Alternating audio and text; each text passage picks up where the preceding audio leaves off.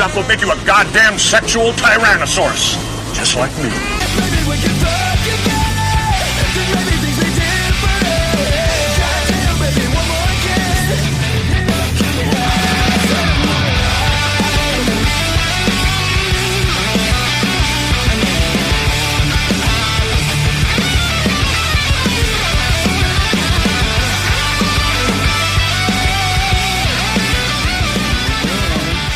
Welcome, guys, one more time to your weekly dose of misinformation.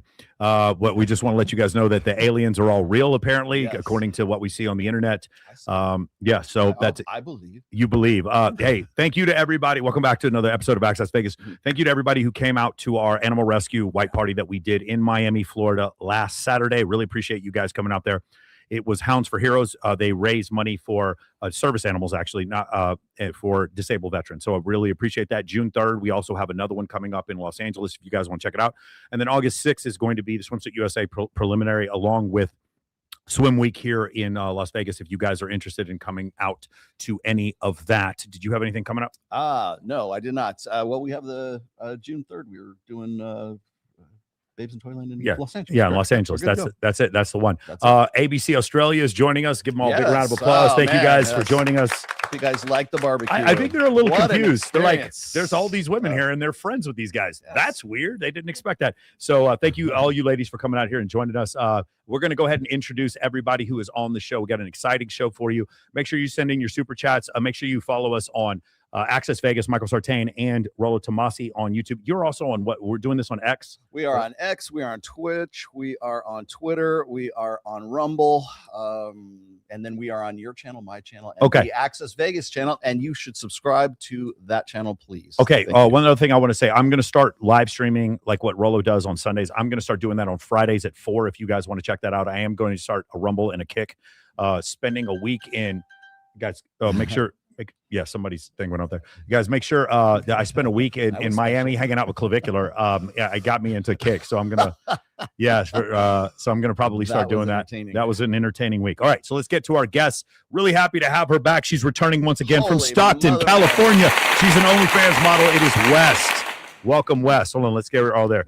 Okay, we called her a poltergeist because she's from Ecuador. She's a model, and she's confirmed 15 times, and she's finally here. It is Christina Wonder. Give her a big round of applause. She's from Northern California. She's an orgasmic oracle. It's Damiana Love. Damiana. So, like, she's dominating. Okay, cool. She's from Washington State. She's a musician and a waitress. It is Michi. Welcome, Michi. Hey, grab the mic like it owes you money. Just God damn it. There we go. I love it. Okay. She is from Vegas. She's the host of MM Angel. Please welcome again Miss Monica Cruz. Yeah. Thank you for coming up. Wait, hold on, Monica. You have one big change. County. What's your big change, Monica? I have a boyfriend. Get out of here. Let's give her a big round of applause. We did it. All the therapy, that's the deep shadow work she did on the show. She finally got a boyfriend. She is from the Bay Area. She is a club goddess and a host. It is Laura. Welcome, Laura. She is the point guard for the Las Vegas Aces. She's a WNBA first round draft pick. She's from New Jersey. Welcome, Bree Hunter, to the show. Okay, awesome. She is from Idaho. She's in tech sales. Jessica, welcome back to the show, Jessica. She's from New Mexico. She's a luxury broker. It is Alanis Rose. Welcome, Alanis. This is your first time coming on, right? Yep. Beautiful. Right. Good to have you. She is from Fort Lewis, Washington. She's a model and a content creator. It is Kiera May. Welcome, Kiera. And a guy just sitting in, chilling out, watching us. It is Mark from Australia. Welcome, Mark. Welcome to the show, Mark. Thank you so much for joining us, Mark. Okay, awesome. All right, guys, we're going to keep this thing going. We have a couple of videos we want to go I want to ask one question from all the girls real quickly. Go around here. How many of you went to EDC last weekend? None of you guys went to EDC? Really? I almost went. That's I was wild. Not feeling good. I should have gone. You guys must be in committed relationships with men that you respect. That's wild. None of you went to EDC? I was expecting every hand here to go up. That's crazy. Goodness. Who here went to Coachella? Anybody went to Coachella? God, you guys must love God and your boyfriends. That's unbelievable. None of you went to Coachella? I'm a burner. I save everything for Burning Man. Yeah, so Burning Man is good? Oh, yeah. the idea of like having to poop in someone's RV that I don't know. I just you don't bring really. your own RV and then. Oh, that's it. I'll just bring my own RV. That'll be good. Yeah, you could rent one, and I feel like you've done a lot of like infantry combat Crazy stuff. shit. No, You it can did. handle it. Like, Yeah, you I'm can definitely going to handle bivouac outside at Burning it. Man You for can sure. handle it. That's definitely something that'll happen. I want to start with this one. Can we do this one real quick? Yeah. Let's do that one. Okay. real quick. So guys, everybody That check one. the screen Okay. here. If you, Wes, if you want to listen to Christina's headphones, you can. Okay. 1 second. Almost. That's the first one because there's two. That's a two-parter. Okay, here we go. I love a guy who like gives me no attention. I love it. Like if you text me or call me too much, like I will never speak to you again. I love a guy. I love it. I love how like 5 I love minutes. love it.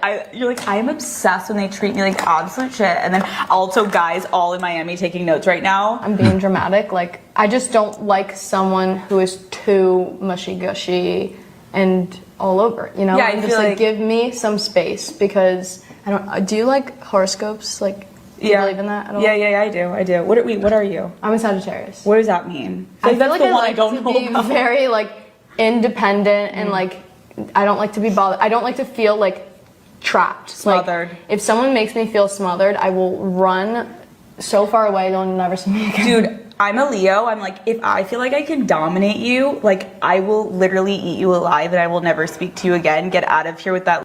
Okay, that's All right, here's one. part two. That's part two. That's part one. Anything to say about that? No, real keep quick? it. Keep going. Okay. Keep going. Keep I'm going. gonna keep going. That okay. I'll look at the other one. That little fucking bitch So you boy need energy. someone to like match your energy Yeah. and like test you. I love someone who like flirtedly shits on me, kind of. Do you know what I mean? Not like too much, because there's guys in Miami who will go in on you and actually make you feel like the biggest piece of crap in your life. Right, you're like, because that's that's their not way of cute. flirting. But I just a little bit of like a tease. Also, a thing for me is I have a hard time giving or receiving compliments. So that works better for me if we can like shit on each other and that's our way of flirting. For me, like if I say something nice to a guy immediately, and I've caught myself and I'm working on this. Yep. Okay. But I will like immediately then say something, or I'll be like, oh, whatever. Like, whatever. Wait, can we talk about Okay, real quick, ladies. Do any of you ladies have a reaction to that? Off the I rip. actually agree with her. Go ahead. What I do agree you think? with her to a sense. Okay. If my man is so focused on me and wanting to message me 24/7, what do you honestly have going on for yourself? I'm a busy girl. I'm an entrepreneur. I own my own company. If you can't match that energy, I'm not texting you 24/7. Elias, did you go to college somewhere? I did. I have 2 master's degrees. Okay. Just want to point that out. That explains it. Just Oh, yeah. want to point that out. Mhm. You have 2 master's degrees. Got it. Okay, cool. What Just are wanted to- what are they in? What do you major in? So I am a nurse by trade. Mhm. So I have my master's in business administration. Wow. Okay, awesome. Anybody else have a thought about that? Wow. Good thing we cherry picked that one. Yes, for sure. Christina, what do you think about that video? I agree with her as well. I think that if you're constantly checking on me, it's kind of gonna annoy me. Like, aren't you busy? Don't you have Got things it. to do? Yeah. Wes, what do you think? Speaking of the mic. I think there needs to be a balance, because I really agreed with how she said someone who checks her and doesn't always praise her and love bombs her, because I need that reality check. I love when a guy will tell me that I don't look good, because then why are you going to let me walk out of the house and you're lying to me that I am dressed well, that I look cute, and you're telling me, like, maybe not so roughly or like in a negative way, but being like, hey, like, don't you want to maybe change or do your hair? Or I think you need more makeup for that interview, babe. Like, your audition is not going to go well if you look like this. Incredible. So it's that reality check. Anybody else have a thought about that video? I would say having her like kind of piggyback it off what you said. It's like checking more of like my emotions. Like when I'm kind of like emotionally charged or freaking out, it's like I want the guy to like just check me and be like, it's okay, just breathe. You like recenter you in that way. And I do, I like New Yorkers, so I kind of like when guys like, bust your balls a little bit. And there is a dance, and there's definitely a dance of like, I want to know you're available, but I also want to know that you're not smothering me, because then I will kind of freak out. But I do want to know there's a vibe. I don't know if that makes sense. It's a dance. Anybody else? Like, just communicate with me that you're busy, and if you're, because I'm also busy too, so I'm not going to message all the time. But if you wait till the end of the day to message me when you could have just said, hey, I'm busy, I'll call you later. Wes, I think you're asking for healthy communication and a healthy relationship. And I think the two women in that video, that's a very foreign concept to them. No, They break up with dudes and then shit on their exes Well, publicly. they're not emotionally available women. Yeah. They're not That's interesting, isn't it? It's not like they're popular or anything, right? Oh, wait a second. She hosts the #1 podcast in the world. 6 to 10 million. Oh, that's per right. Oh, that she episode. does. Okay, cool. Wait, Just make sure. Anybody else? That's That's the host of Call Her Daddy. That's Alex. That was Alice Cooper. who was? All right, anybody else? See, just like how they were kind of talking about the relationships, I feel like now that I have a boyfriend, like I have all these revelations. But like I used to be like that. I was like bitter. I was like, oh, I want somebody that is like kind of treats me like trash because that's all I'm used to. It's like, well, that's what I wanted at that point in my time. But then when you are gifted like a good relationship or somebody that still you can shit talk to, but is like not being an asshole or douchebag and actually putting you down, it is that like balance. And I feel like they're just so stuck in like the toxicness of what they've dealt with already. Anybody else? I think it's absolutely like agreeing with so much with what has already been said. But when you're at a certain level of consciousness, emotional intelligence, and a level of awareness, you're only going to love and accept and embrace that which is meeting you where you're already at. And these women, it's so wild to hear that they have the #1 podcast. No, I mean, so the top 10, there are 4 or 5 in the world. For a female hosted podcast that are #1 in the world. Wild. Well, I just think about the ripple of impact that's having. That on is interesting. people, and just thinking I didn't have to say shit. That's interesting. You came to that conclusion. Anybody else? Because it's interesting, it's entertaining. Yes. People want this drama, but a stability doesn't have entertainment like that. Yeah, so interesting. That's why people are watching it, because it gets them out of their own reality, and then what they're seeing is also what they're reflecting in their day-to-day actions. Okay, so you guys have all chimed in on this. I'm curious, if you were a guy who's, let's just say, between the ages of 20 and 30, do you think that you get dating advice on the internet that may be conflicting or confusing to that? Give me an example. What do you think? So. What do you think?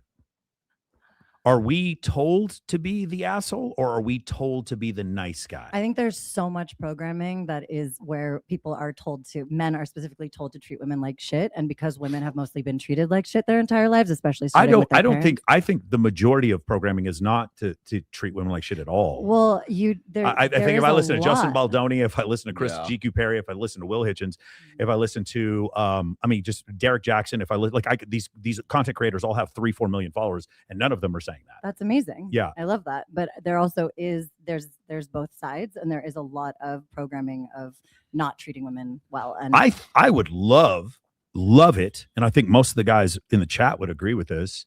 I would love it if I knew I could just be so good to my girlfriend all the time and it would work out perfectly. But I'm almost 50 years old, and I've been in a lot of relationships, and there's always a point where if I do everything she wants, she will punish me for it.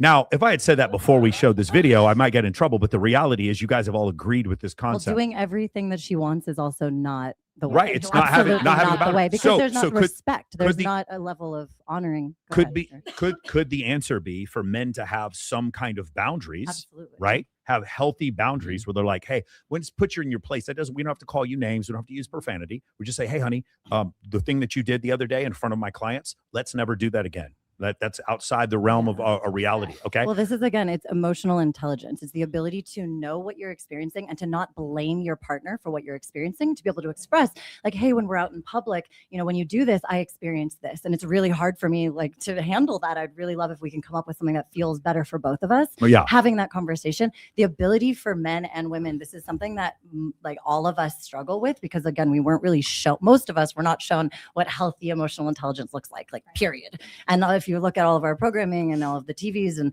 the shows and the porn, they're not really teaching that. There is some good stuff out there on social media, on YouTube. There is powerful information out there, and like I'm hoping that more of that is like taking over, like what you're saying. I love that you're saying listing all those male podcasts. That's amazing. But I really do think it's a matter of taking responsibility for our own experience and being able to build healthy relationships based on emotional I think what I'm hearing you ladies say, and tell me if I'm wrong, is that you would not mind if a man had strong boundaries. We need them. We wouldn't mind that. But I also don't think that's what they were saying. Exactly. I think they were saying they wanted men to treat them like shit. Someone had to say it. And that is the #1 female podcast that more women watch that podcast than anyone in the world.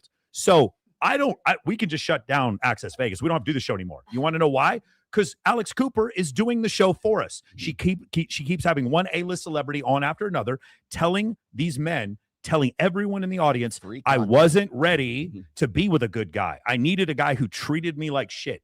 And this is the whole thing. I don't ever want to I wish so badly that I could treat my girl just so good every day. But I also know that I have to have boundaries. And if I don't do that, then all of a sudden I get this massive pushback. And I'm not imagining this. This is real. But this is not the advice that men are being given. They're being given the advice that, hey, you're having a hard time in your relationship. You need to go to therapy. You need to become way more vulnerable with your girlfriend. You need to express yourself more. And yet, I listen to these women who are like, I'm dating a guy who doesn't express himself at all, and I can't wait to have sex with him. That's what I'm hearing. So that's because she's intentionally being inflammatory.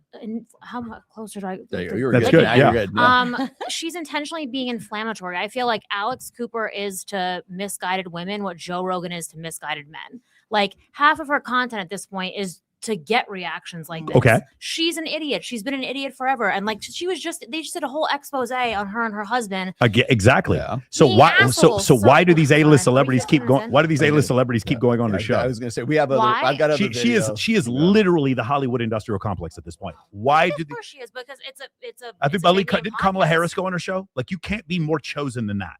Well, that's pandering at that point, right? Okay. But the same thing with Joe Rogan. How many people go on that show and you'd be like, why would you want to be? It's because of the I platform, would love to go on right? Joe Rogan. Joe, hit me up. Well, By the way, that's I'd go and you, call her but- daddy too in 2 seconds. Oh man. And That would be I'd go amazing and call and be like, conversation. Alex, tell me more about how you want to be treated by men. This is so great. I didn't know anything about this.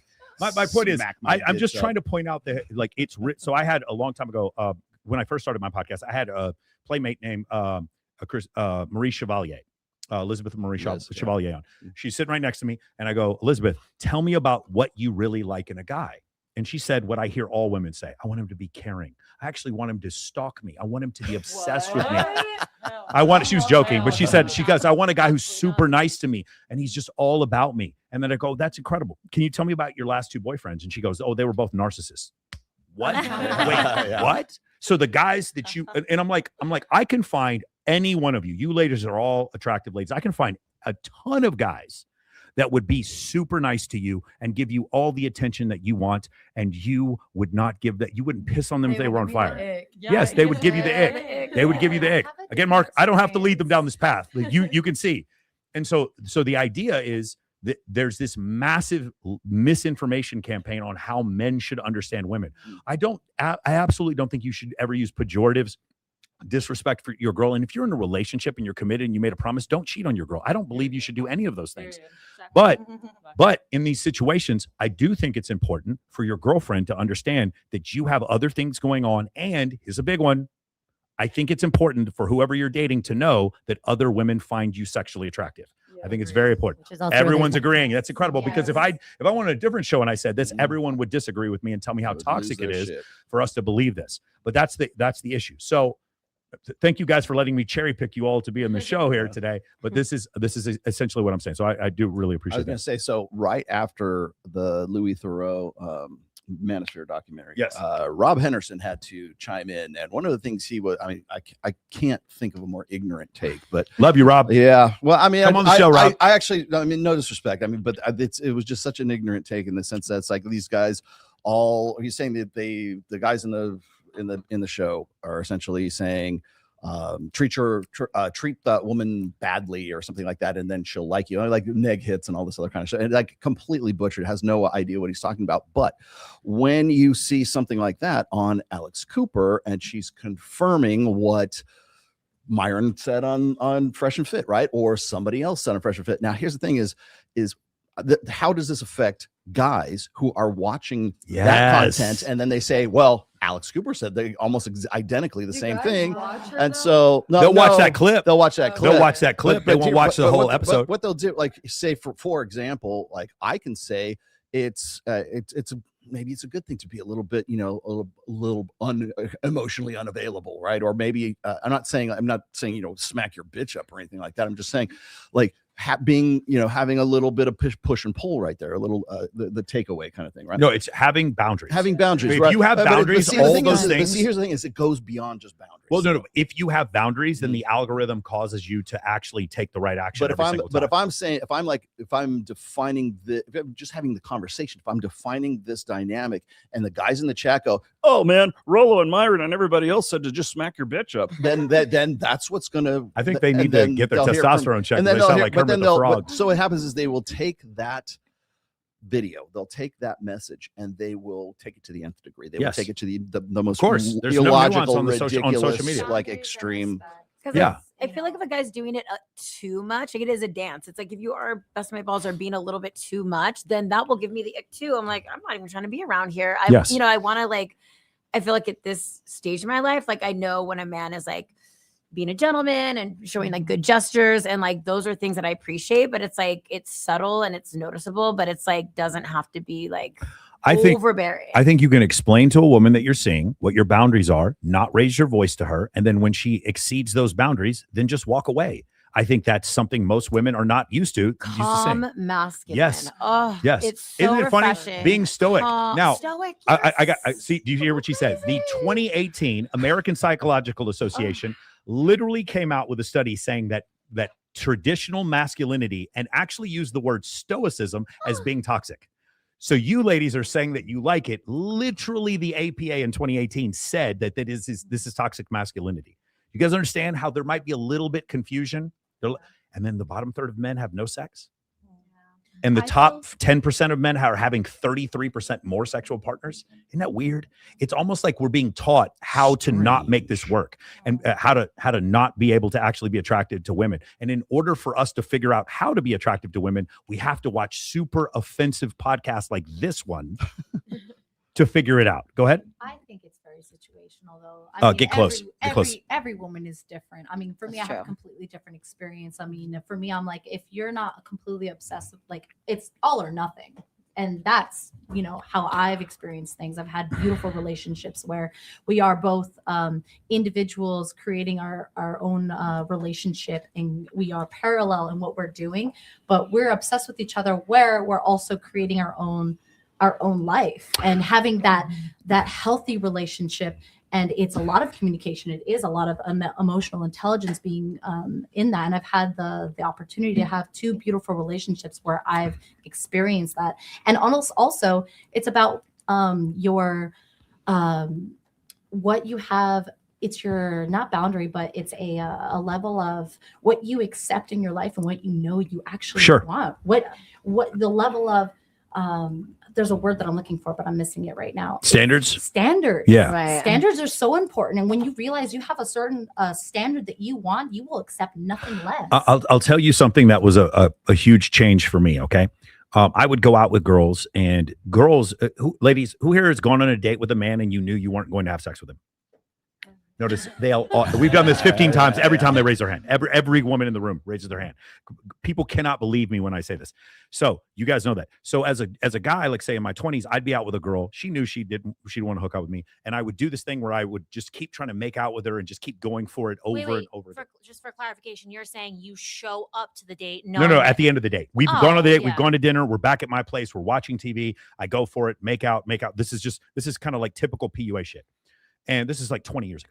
And so I would keep trying over and over again till finally she would just like leave. And then this crazy thing I did, which is at about the 2 or 3 hour mark, I'd be like, hey, listen, I got to get up in the morning. Can I call you an Uber? It's been a really great time. And I did that. And one of two magical things happened after that. Either one, she's like, okay, now I want to have sex.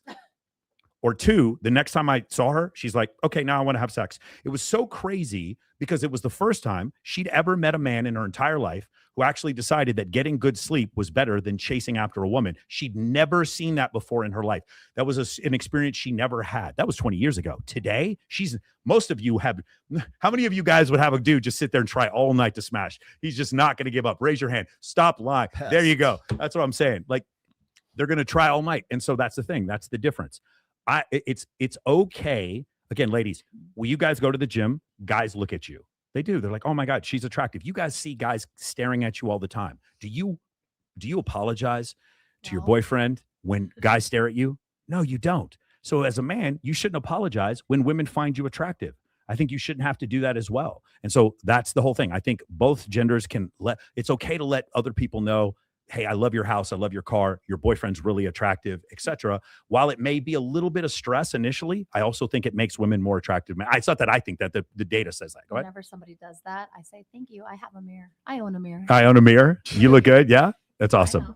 Put a 1 in the chat if you are ready to date Michi. Let's get in there. Let's get Michi. Let's partner Michi up. Do you want to do? Wait, here's your boundaries right here. Her boyfriend is here, just so you know. Okay, beautiful. Michi's off the table. Okay, good. Michi's off the table. Thank you for letting us know that. We should have asked that. Do you want to do this one or this one? This one right here. Hey, okay. We were talking with Mark about this before, about men competing with other men. This is one of the funniest ways that men what is the number one way that men denigrate other men? Do you guys know? About their cock size? That's generally men don't do that. I think women denigrate men with that. What do you guys know what it is? What's the number one thing when they don't like a guy, they say he's what? Anybody know? Go ahead, play it. Gay. That's funny. Gay. Wait. Can I say one thing about the last thing that you said before we switch? What you were just saying, the reason why that's so attractive for you or any man to be like, hey, I need to get some good sleep tonight. It's because you're taking care of yourself. Yeah. And when a man and a woman, when we all take care of ourselves and we prioritize our own bodies and our own health, mentally, emotionally, physically, spiritually, it's so attractive when you're a healthy person that is attractive to you. And so for me, someone who is number one devotion is to my temple. And that's what I show people how to do, how to heal themselves naturally, how to transform their experience. So for me, if someone is like, I gotta get up early and I'm like, yes, it was magical. I had gone out with this girl like 4 times. And then one time I was like, hey, this has been really great. I do this. Let me, and by the way, the Uber Black too, like the most expensive Uber. Spending money to bring a girl to your place, that might be simping. Spending money to get a girl to leave, that's not. And so she would see that and then she'd be like, no, I'd rather stay. And so I had to cancel the Uber. Do you want to play this one? Yeah, hang on, give me 1 second. Okay, no audio. I've got to re-download. Go ahead. Okay, so we need some time. Yeah, just give me a second. Yeah. Okay, cool. So back to this whole concept before. About having boundaries and there being a bunch of what I think is a lot of guys are misled when it comes to what they need to do in a relationship. And the other thing that I have found is, and we're going to watch a Scott Galloway clip here in a little bit. That's a long one too, by the way. So we're going to have to work our way through it. Yeah. Give me a second. Go ahead. Okay. The other idea that Scott Galloway talked about this, where men are kind of described as Homer Simpson or they're Ted Bundy. They're either predators or they're just completely ignorant. And because of that, that pervasive narrative is on social media so incredibly frequently that it causes women in general to think less of men. And then the New Statesman comes out with an article, this was about 3 weeks ago, where they go over the fact that in general, 50% of women have a negative view of men and 21% of women have an actively negative view of men. Like they very much don't like men. For the opposite, for men, it was only 7% of men. And so one of the things that and when they surveyed younger women, those women liked men even less. And so the thing that I would say, what is the correlation? The greatest correlation is how much time they've spent on social media. I absolutely believe that the number one teaching tool that people have, young people have in general, is TikTok right now. And it's causing massive levels of brain rot. So now we get into a situation where it's like, well, I'm on a date with a guy, but he doesn't make me feel the butterflies. Swipe away. Swipe away. I'm not having the feeling right now. Swipe away. Swipe away. I'm not getting that. He doesn't feel like my soulmate. Swipe away. Swipe. They're being taught, I don't like this feeling. Swipe away. Swipe away. And then now we get into a dating society where women are like, I asked you ladies, how many of you guys go on a date with a guy you knew weren't going to have sex with? Boop. All of you rose your hand because we're in a different society now. We're in a society where it's like, you like getting attention. For men, it's like we want to for us to get our validation as men, in general, it comes from some level of compliance. And then also a beautiful woman that we very much like having sex with us. That is part of our validation. For women, they can get their validation from the attention that they get from other people, which is why social media is so addictive and so pervasive for women. And it is the greatest envy creation tool in history. That's what social media is. And it's causing people to have distorted views of what they can get. Are we ready? Ready to go. All right, let's watch this. Is gay or straight? I'm gonna go gay. And then what makes you say that? Just the tattoos with the sunglasses for some reason. Are you gay or straight? Straight. You think people could tell based on looking at you? Oh yeah. You think that guy's gay or straight? Probably gay. And what makes you say that? Just the way he's standing, like. And then are you gay or straight? I'm straight. You think people could tell based on looking at you? Nah. Would you think that guy is gay or straight? Closeted for sure. And what makes you say that? I don't like the fancy drinking pants and all that. It's just like you're gonna go to the beach, wear regular shorts. Are you gay or straight? Straight. You think people could tell based on looking at you? I don't know. You think that guy is gay or straight? Yeah, he look a little gay to me. And are you gay or straight? Oh my Straight. God. You think people could tell based on how you look? Yeah. Hey, would you think this guy's gay or straight? Gay as fuck. And then why you say that? Because how he looks and how he's standing. And then are you gay or straight? Straight. You think people could tell based on looking at you? Definitely. You say that guy is gay or straight? Probably gay. And then are you gay or straight? I'm straight. You think people could tell based on how you look? Hell no. You say that guy is gay or straight? Gay. And then what makes you say that? How he's standing. Okay. And then are you gay or straight? I'm straight. You think people could tell based on how you look? Maybe. You think that guy's gay or straight, bro? Gay. And then what makes you say that? Just the way he's standing. Okay, and then are you gay or straight? I'm straight. You think people could tell based on how you look? Probably not right now. Probably not right now. At least he's keeping it real. What do you guys think that's an example of? That if you sleep with men, it's an insult, because if you're a girl and you have a high body count, they're like, oh, you sleep with too many men? That's gross. But if you're a guy and you sleep with a man, that's gross too. So like the problem is sleeping with men. The problem for both is sleeping with men. Yeah, like that's like pretty funny. It's like, don't That's be pretty. sleeping with That's men. pretty funny. Don't have the same conclusion.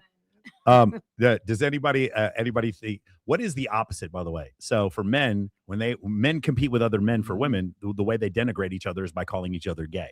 If you played high school football, you got called. There were words that we can't say now that you would say regularly in the locker room. So what do women do to denigrate each other? What do they call each other? While they slap each other on the butt. When Yes, it's correct, play, correct. Like, ironically, Correct. right? Like Well, I it's- mean, it's- okay, so locker room let's culture. just explain that a little bit Yeah, more. The please do. reason Break why that down the reason why guys call, like, if you're in a group of people and guys are there and another guy comes in and he's very, very good looking, people will look, the guys instantly say, well, guys that look like that are probably gay. That guy's probably gay. Which is a compliment, because it means you take care of yourself. Well, yeah, exactly. But the thing is that what happens is those guys. So this is a form of intra-sexual competition. Right? Yes. So what is the guy trying to do? He's trying to disqualify the good-looking guy Yes. from any consideration of the women that happen to be within earshot. Right. The guys that look like that are probably gay. I was listening to William Costello was literally talking about this, and he was talking about looks maxers and clavicular, and the number one thing people are saying is that he's clearly gay. Well, I don't know if he's clearly gay, but what I do know is that He sucks, that's the number one way. There it is, They right say here. Peter Thiel's his sugar daddy. Did you hear about that? Huh? They said that Peter Thiel's his sugar daddy. His sugar daddy? I don't know. Yeah, you went down that rabbit hole. Okay, all right. So I listen. Well, Go my down question all is, those. what do women do? The women have the same. They have the same denigration pattern, but what do they do to denigrate each other? What do they call each other? Anybody? That's Again, I didn't even have to ask. It took you 1 second. That's Went exactly right. straight to it. This is straight out of evolutionary. And what does psych- that do? Disqualify Yes. you from the reproductive Yeah, pool. so Because the worst thing you do is sleep with men. That's Yeah. what it's saying. that's it. Well, Well, that's hey, you like- want to know something funny? Gotcha, bitch. Heterosexual couples, they get divorced at about 48%. Mm-hmm. Gay couples get divorced at about 21%. Lesbian couples get divorced at about 75%. So it doesn't seem like men are the problem. Isn't that interesting? But yeah, it But is. no, but just the insult is if you sleep with the man. It's not the Sure. couple. So let's just all stop sleeping with men. Got it. I will. I can do that. I can handle you do that one. that? Can you handle that? All right. So what's the way that women denigrate other women is by calling each other a slut. You're right. By saying those words that they try to keep the guys like, oh man, this is going to hurt my reputation if I make this girl my girlfriend. That's the plan. By the way, this is not an American thing or a Western thing. If you read evolutionary psychology or if you read anything, Dr. David Buss's 37 culture study with, like, I believe he did it with 10,000 people in the study, it didn't matter if these people were Aboriginal in Australia. It didn't make any difference if they were the Yanomamo tribe in Venezuela. The idea of women denigrating other women and men calling each other homosexual was something that was worldwide that people were doing. It's not a cultural thing. Wow. Men and women denigrating one another in order to try to level up. Because again, if the guy's better looking than me and taller and like more women are looking at him, you want to know what women also do? There's a group of women, their bachelorette party. They come to Las Vegas. They go out to a club and a good looking guy comes up to the prettiest girl in the group. What happens next, guys? What happens next? The refrigerator cock blocks. That's right. The fridge protects the snacks. That's exactly right. It's always a situation. Right. Because I want you to consider this evolutionarily, the girl who's second, third, fourth, fifth, or sixth most attractive in the group, if she lets things play out as the status quo, the best looking guy is always going to pick the best looking girl in her group. So she must throw chaos into the wind. She must throw a monkey wrench into this operation. Otherwise, she's always going to get second, third, fourth, fifth best looking guy. Does that make sense? Yeah. And so that's essentially what I see you ladies agreeing here. Because did any of you ladies ever have a friend who just start cock blocking on a dude that you actually kind of liked? No? I feel like I feel like anytime you're in a group of women, regardless if it's someone you're close or you're doing a comp group here in Las Vegas, because those are so common, that there's always going to be that one or two girls that are going to be the oddball out. And anytime you are asked to go to a different table or to be with a certain demographic of people, there's always going to be those one or two girls that will cock block, even if you try to include them in the scenario. Yeah. Right? Scarcity mindset. Yeah, I feel like even if you try to integrate these in, like the girls who might not be the first ones chosen, they're still going to be the ones that are going to be like, no. There's going to be a reason that they don't want you to go. There's going to be a reason that they don't want you to be with them. Here's something interesting. So me as a man, it is an advantage for me to be extroverted. It is. I can network with more people. I really don't have a lot of approach anxiety. It actually is a pretty significant advantage for men, especially because men are the ones who generally approach women. For men to be extroverted is something that I have to do when I coach my clients who are introverted, is try to help them out with that. If a woman is introverted or extroverted, but she's really, really, really beautiful, it's not really that much of a disadvantage for her from a sexual marketplace. In fact, if a woman is autistic and really attractive, it's not that big of a disadvantage for her. If a man is autistic and he's not, and he's of average attractiveness, it's very, very, I have clients who are on the spectrum and haven't had sex in 10 years when they come to me. And so that there's a very big disadvantage when it comes to that. So what you were talking about before, I do think there are women who don't have to be the most socially adept, but because they're really pretty in a social situation, there's a ton of studies, and I have to actually look up the metadata on this, but women who are really attractive just have a ton of advantages, and it's not just with men. In general, other women follow them. That's another thing that I found. So that is a really interesting observation that you had there. Do we have this one pulled up? I'll get it in just a second. Wait, after I I ask say this, something yeah, too go really ahead. quick? Because sometimes, sometimes when I go out with my really, really good girlfriends who I haven't seen in a long time, and we're out. Actually, this happened at Donnie Fox's funeral, actually, and we're at a Commonwealth, and everyone's, the whole city's, the whole industry is kind of like grieving him, but we're having a good time because we're connecting. And there's a couple guys that were outside of the group that was trying to holler at some of my homegirls, and this is just one example. And we're all gorgeous and it's fine, but we were there bonding, connecting, and my girls were not going to go home with him. I never see them. And sorry about that. So it's okay. And so I kind of cock block because I'm like, hey bud, I haven't seen my girlfriend in a long time. We're catching up. This is our space. We're in the middle of an emotional night. And so I kind of am the ugly friend where I will cock block, but it's not like the guy was going to get laid by my girl anyway. I also think because I miss my friends. I also think that if I befriended you, you'd make a great wing girl. Oh, of course. Are you kidding me? It's why my homies love me. So Homeboys maybe guys need to, instead of being like, I need to figure out a way to snake through the group of women to extract the one girl I want. Maybe making friends with the group of women might actually be a better strategy. That's literally what our guy Call me friends crazy. do. Crazy. Someone should teach a course on this. Oh, wow. No, dead ass. Imagine. No, I swear. They're watching this right now. Hi, Zadok. Hi, Ian. Hey, guys. We're They be talking about texting me you. and they're like, hey, one time it was like, hey, come with me to this event. I need two tall bitches walking in. Walking. We're We're I was like, are you serious right now? No, Or, for real. Yeah. They move exactly how y'all trained them. I got you. Ladies, who slut shames women more, women or men? Women 100%. Thank you. Women I feel love to bring other women down, especially when they're more attractive than them or they feel insecure. And I honestly I don't get it. I'm a girl's girl, so I love a pretty woman. I keep looking at your eyes because they're so pretty. But women definitely slut shame women a lot more, and I've done it before. Don't get me wrong, but I honestly don't see the point of it. Like, who cares how many people? No. The point of it is so that you have an advantage in the marketplace with other men. Do you understand? Yeah, I understand. But I'm like, this is kind of a double standard. If you guys date a guy who's very successful professional athlete or whatever, and he's been with a lot of women, that doesn't really hurt your reputation. no, not at all. Right? You guys understand that. If I'm a guy who's successful and I'm with a girl and then behind my back she starts filming with other dudes on OF, that's really bad. I'm on the front page of No Jumper, TMZ. I'm just getting run through them. I'm Akash Singh. I'm basically Akash Singh at that point. I'm just getting destroyed. And so there's a massive difference. So why is it? So what did they say? For women, they're like, well, he's gay. He's secretly gay, which turns off a lot of women. Some women are really into that. And then the other, what do women say? She's actually a slut, intimating, hey, you're a high status dude. She might embarrass you in the future, not be, you might get cuckolded. This is just a, kind of an evolutionary response. So that's where that whole thing comes from. All right, cool. Do you want to try? I got to do this. Hold on. We got a super chat. Got a good super chat here. Thank you for the $20, brother man. I think most men are just tired of being looked at as either Chad or Urkel. Just because we are 5'11" and making $999, just this shy of six figures a year, and have a five pack abs doesn't mean we're that's a little weird. We're serial killers or would make bad husbands. Guys are just fed serial up. Killer would say. Literally, that's exactly what a That's serial right. killer You were would caught. say. I honestly think men like this are part of the sassy men epidemic.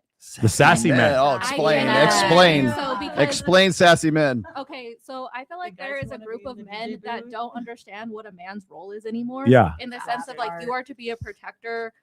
You're supposed to protect us when we're out. Yes. And it needs to be to a limit, not to be overwhelming or bearing. Why But are you there's up so in the many DJ men booth? now that teach men that it's okay that you are the prize. You're not. I'm sorry, but you're not. I don't like the Australia's getting when you good talk- shit today.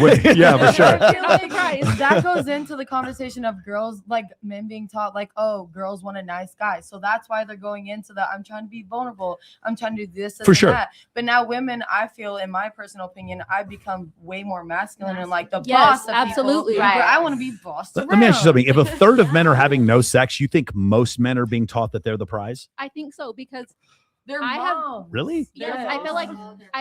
I was certainly not in taught I was the today's- prize. I feel like in today's generation, there's so many toxic men on the internet, whether it be streamers or influencers that are teaching men that I am the prize, and if I act a certain way, I'm gonna have a certain stature of woman. Uh-huh. But that just turns us all off. I think it's It so completely ugly. turns us all off. Well, okay, I see what you're saying. I think some of that happens. I don't think it's the majority of men that are being taught that they're the prize. I Have think you been in the dating pool lately? Well, no, but the problem is, I think you're missing my point. I think what I'm saying is 90% of men, you don't see them. You wouldn't consider them. Right. Okay. So do you understand 90% is the majority of men? You don't give the majority of men a chance. I think the majority of those men are not being taught that they're the prize. I think they're 4 times more likely to take their own lives than the general population. Well, I think we're forgetting about those men because they're our busser. They're the guy at Chick-fil-A. They're the guy who delivers our Amazon. We kind of forget about them. They're the plumber.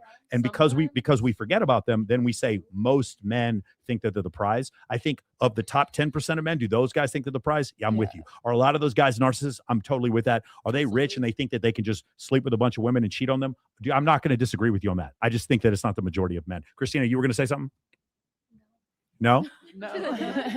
Incredible. Do you think you don't think these sassy men? You don't have anything to say about the sassy men? I think there's a lot of men that want to be the woman these days. Like they want to be taken out on dates and they want to be the pretty one. Hey, I have a funny Stop talking about the killer listen, like that. Listen, I'm not gonna I'm right take this here, anymore. and I don't appreciate this. I've had an ex get mad at me because I didn't send him flowers. I know who you're. Okay, so Christina, you and I have known each other for probably 6 years. I know some of your exes, and I agree with you that these men want to be the woman. Absolutely. I also think 99% of men, you wouldn't piss on them if they were on fire. You don't notice them. And there's a bunch of guys who would worship the ground you walk on, and you would never give them a shot. Both are true. Yes, that's my point. That's my whole point, guys. And the reason why you guys feel that way is because it's really hard to think that the average guy in the United States makes $61,000 a year when you are on when you're on the dance floor at Omnia or your dance floor at XS, and the guy who you're talking to makes $700K a year and just bought a $20,000 men table. You start thinking all men are like this, and they're not. And the problem is, because you see attributes that you like in a guy, you know who else sees those attributes? Other women see those attributes. And those other women, when they see that, oh, look, oh, that's Christina Wonder's boyfriend. I'm gonna slide into his DMs. See what's up with him. See if we can get a little sneaky link. Because I'm hotter than Christina. I'm gonna take his man. I'm a better person. I'm gonna take. Look at her. She's nodding. She's saying yes. I am. Yeah, exactly. Okay, so you guys understand the problem. It's almost like you guys are building the moat and the castle and trapping yourself in this small little arena. There's a bunch of awesome dudes, guys, that are 5'11" and a half. Oh my God, they make $95,000 a year. Oh my God, I know it's hard. I know it would be difficult for you guys to like lower your standards at that point.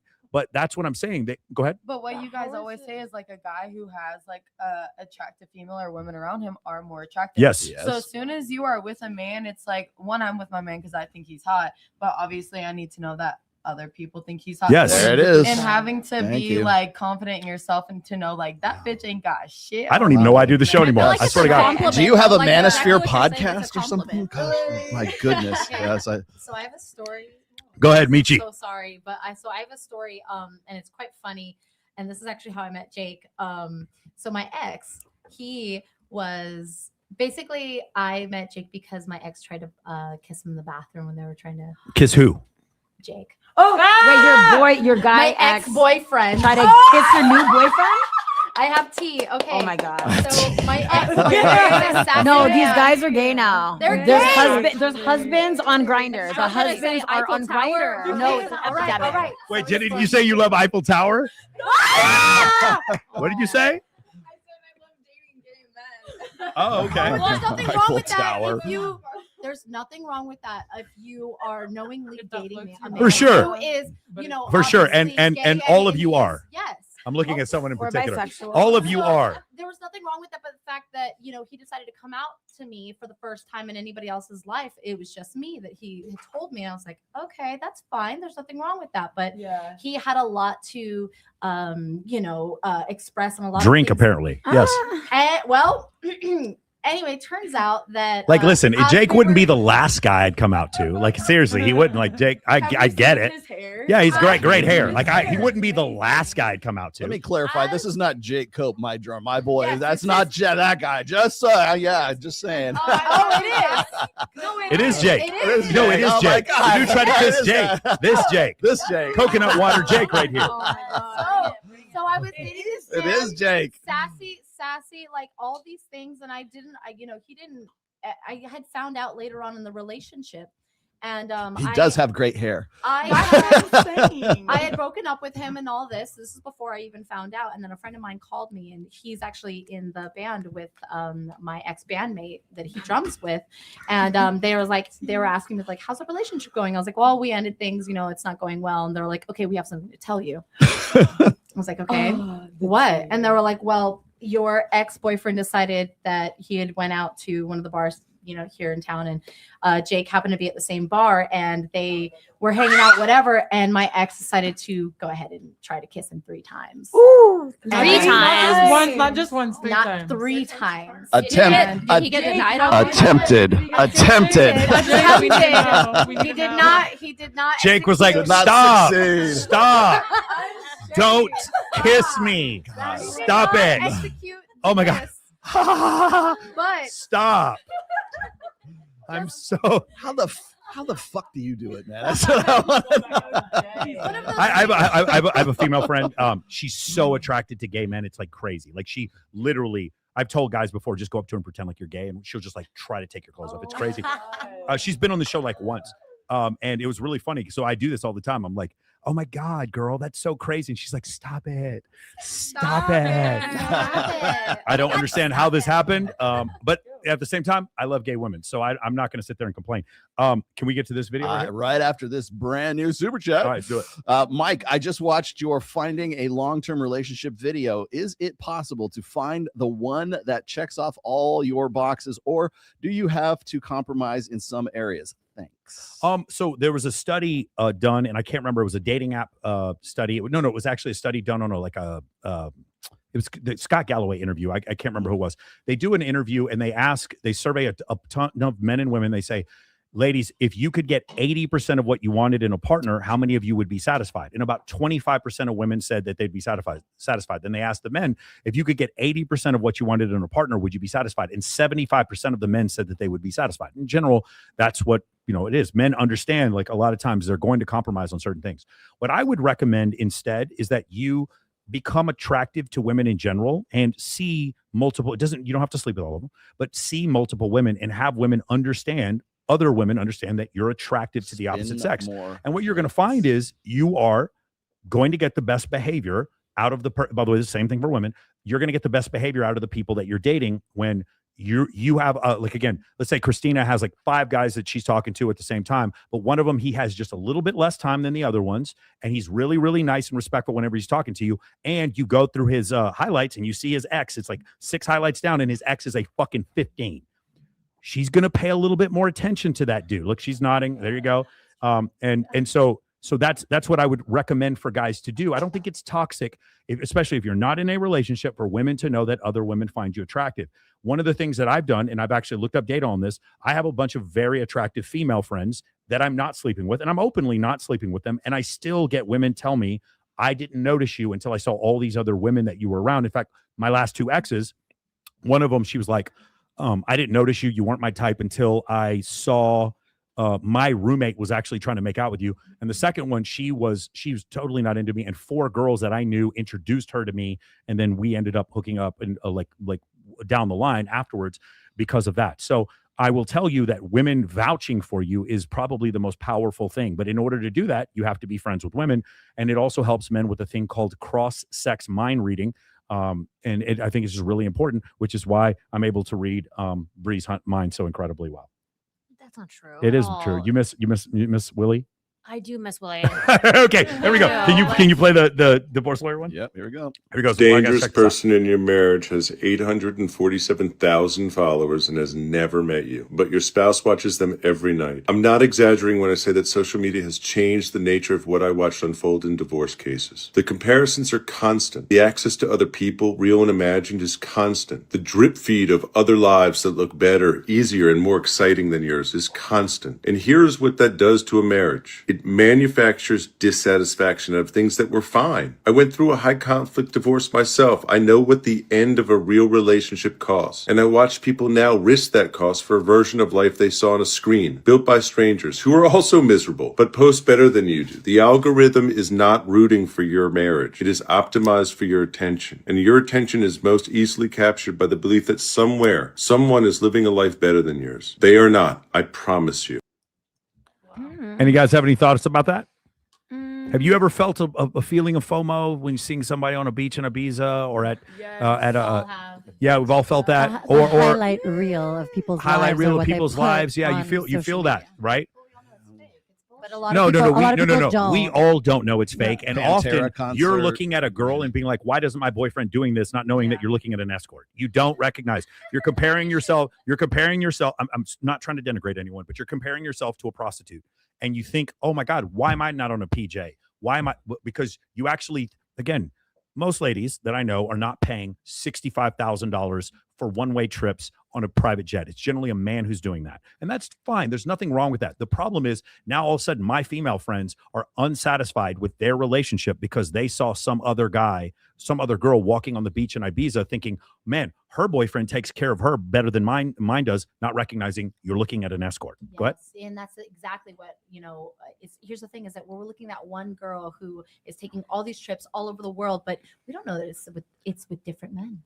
Different men are paying for these things, and that's the aspect of that is that it's not real, and it's glorifying something that we're all searching for. That's not the reality of the life, Or they're just not in the healthiest of relationships. Yeah, like I've seen plenty of people where they post on Instagram and it's like, damn, like if I didn't know y'all in person, I would think you guys were in love and your relationship is like amazing. Yes, but in person, like that shit is toxic as fuck, and like you may be doing it, and that's where it comes into the attention. Both the guy and girl are getting something from a post like in Ibiza where you're on the fucking jet ski backwards, like fucking, like we've all seen that fucking video. I want to do that with my man eventually, but like you never know what they're actually like going through. Like literally, like I want to do that, but like you never know what's going on like behind the scenes. Because I've even been in that place where it's like people think it's all good, and then like actually it's like the worst time of my entire life. Yeah, I have some really great videos from a horrible vacation. Yeah. I've definitely gone through that as well. Yeah. They're fire. So I actually have some personal insight because I was married for 8 years, and And he regrets losing you every day, honey. of course he does. Yes. Oh, he still loves He's me, and watching we the love each show other. right However, now. I did. I mean, obviously, I left for a few reasons, but I was like, you know what? I can give myself a better life than running in place and pulling dead weight and being the breadwinner and doing a lot of things. Or it's like great marriage, but it was a social media thing. But it wasn't like I was like, oh, I'm gonna find a great guy and try and find a high value man to give me this life. It's like I would be better and happier on my own. Ooh, this is a great point. Yeah. Okay, ladies. Yeah. So here's the analogy I like to use for men. If I go to prison, I would rather be single than be a homosexual. I would rather just not be with anybody. Right. So women, what they are today is a lot of them are saying, I would rather be single than get a guy who's only 99% of what I want. 100%.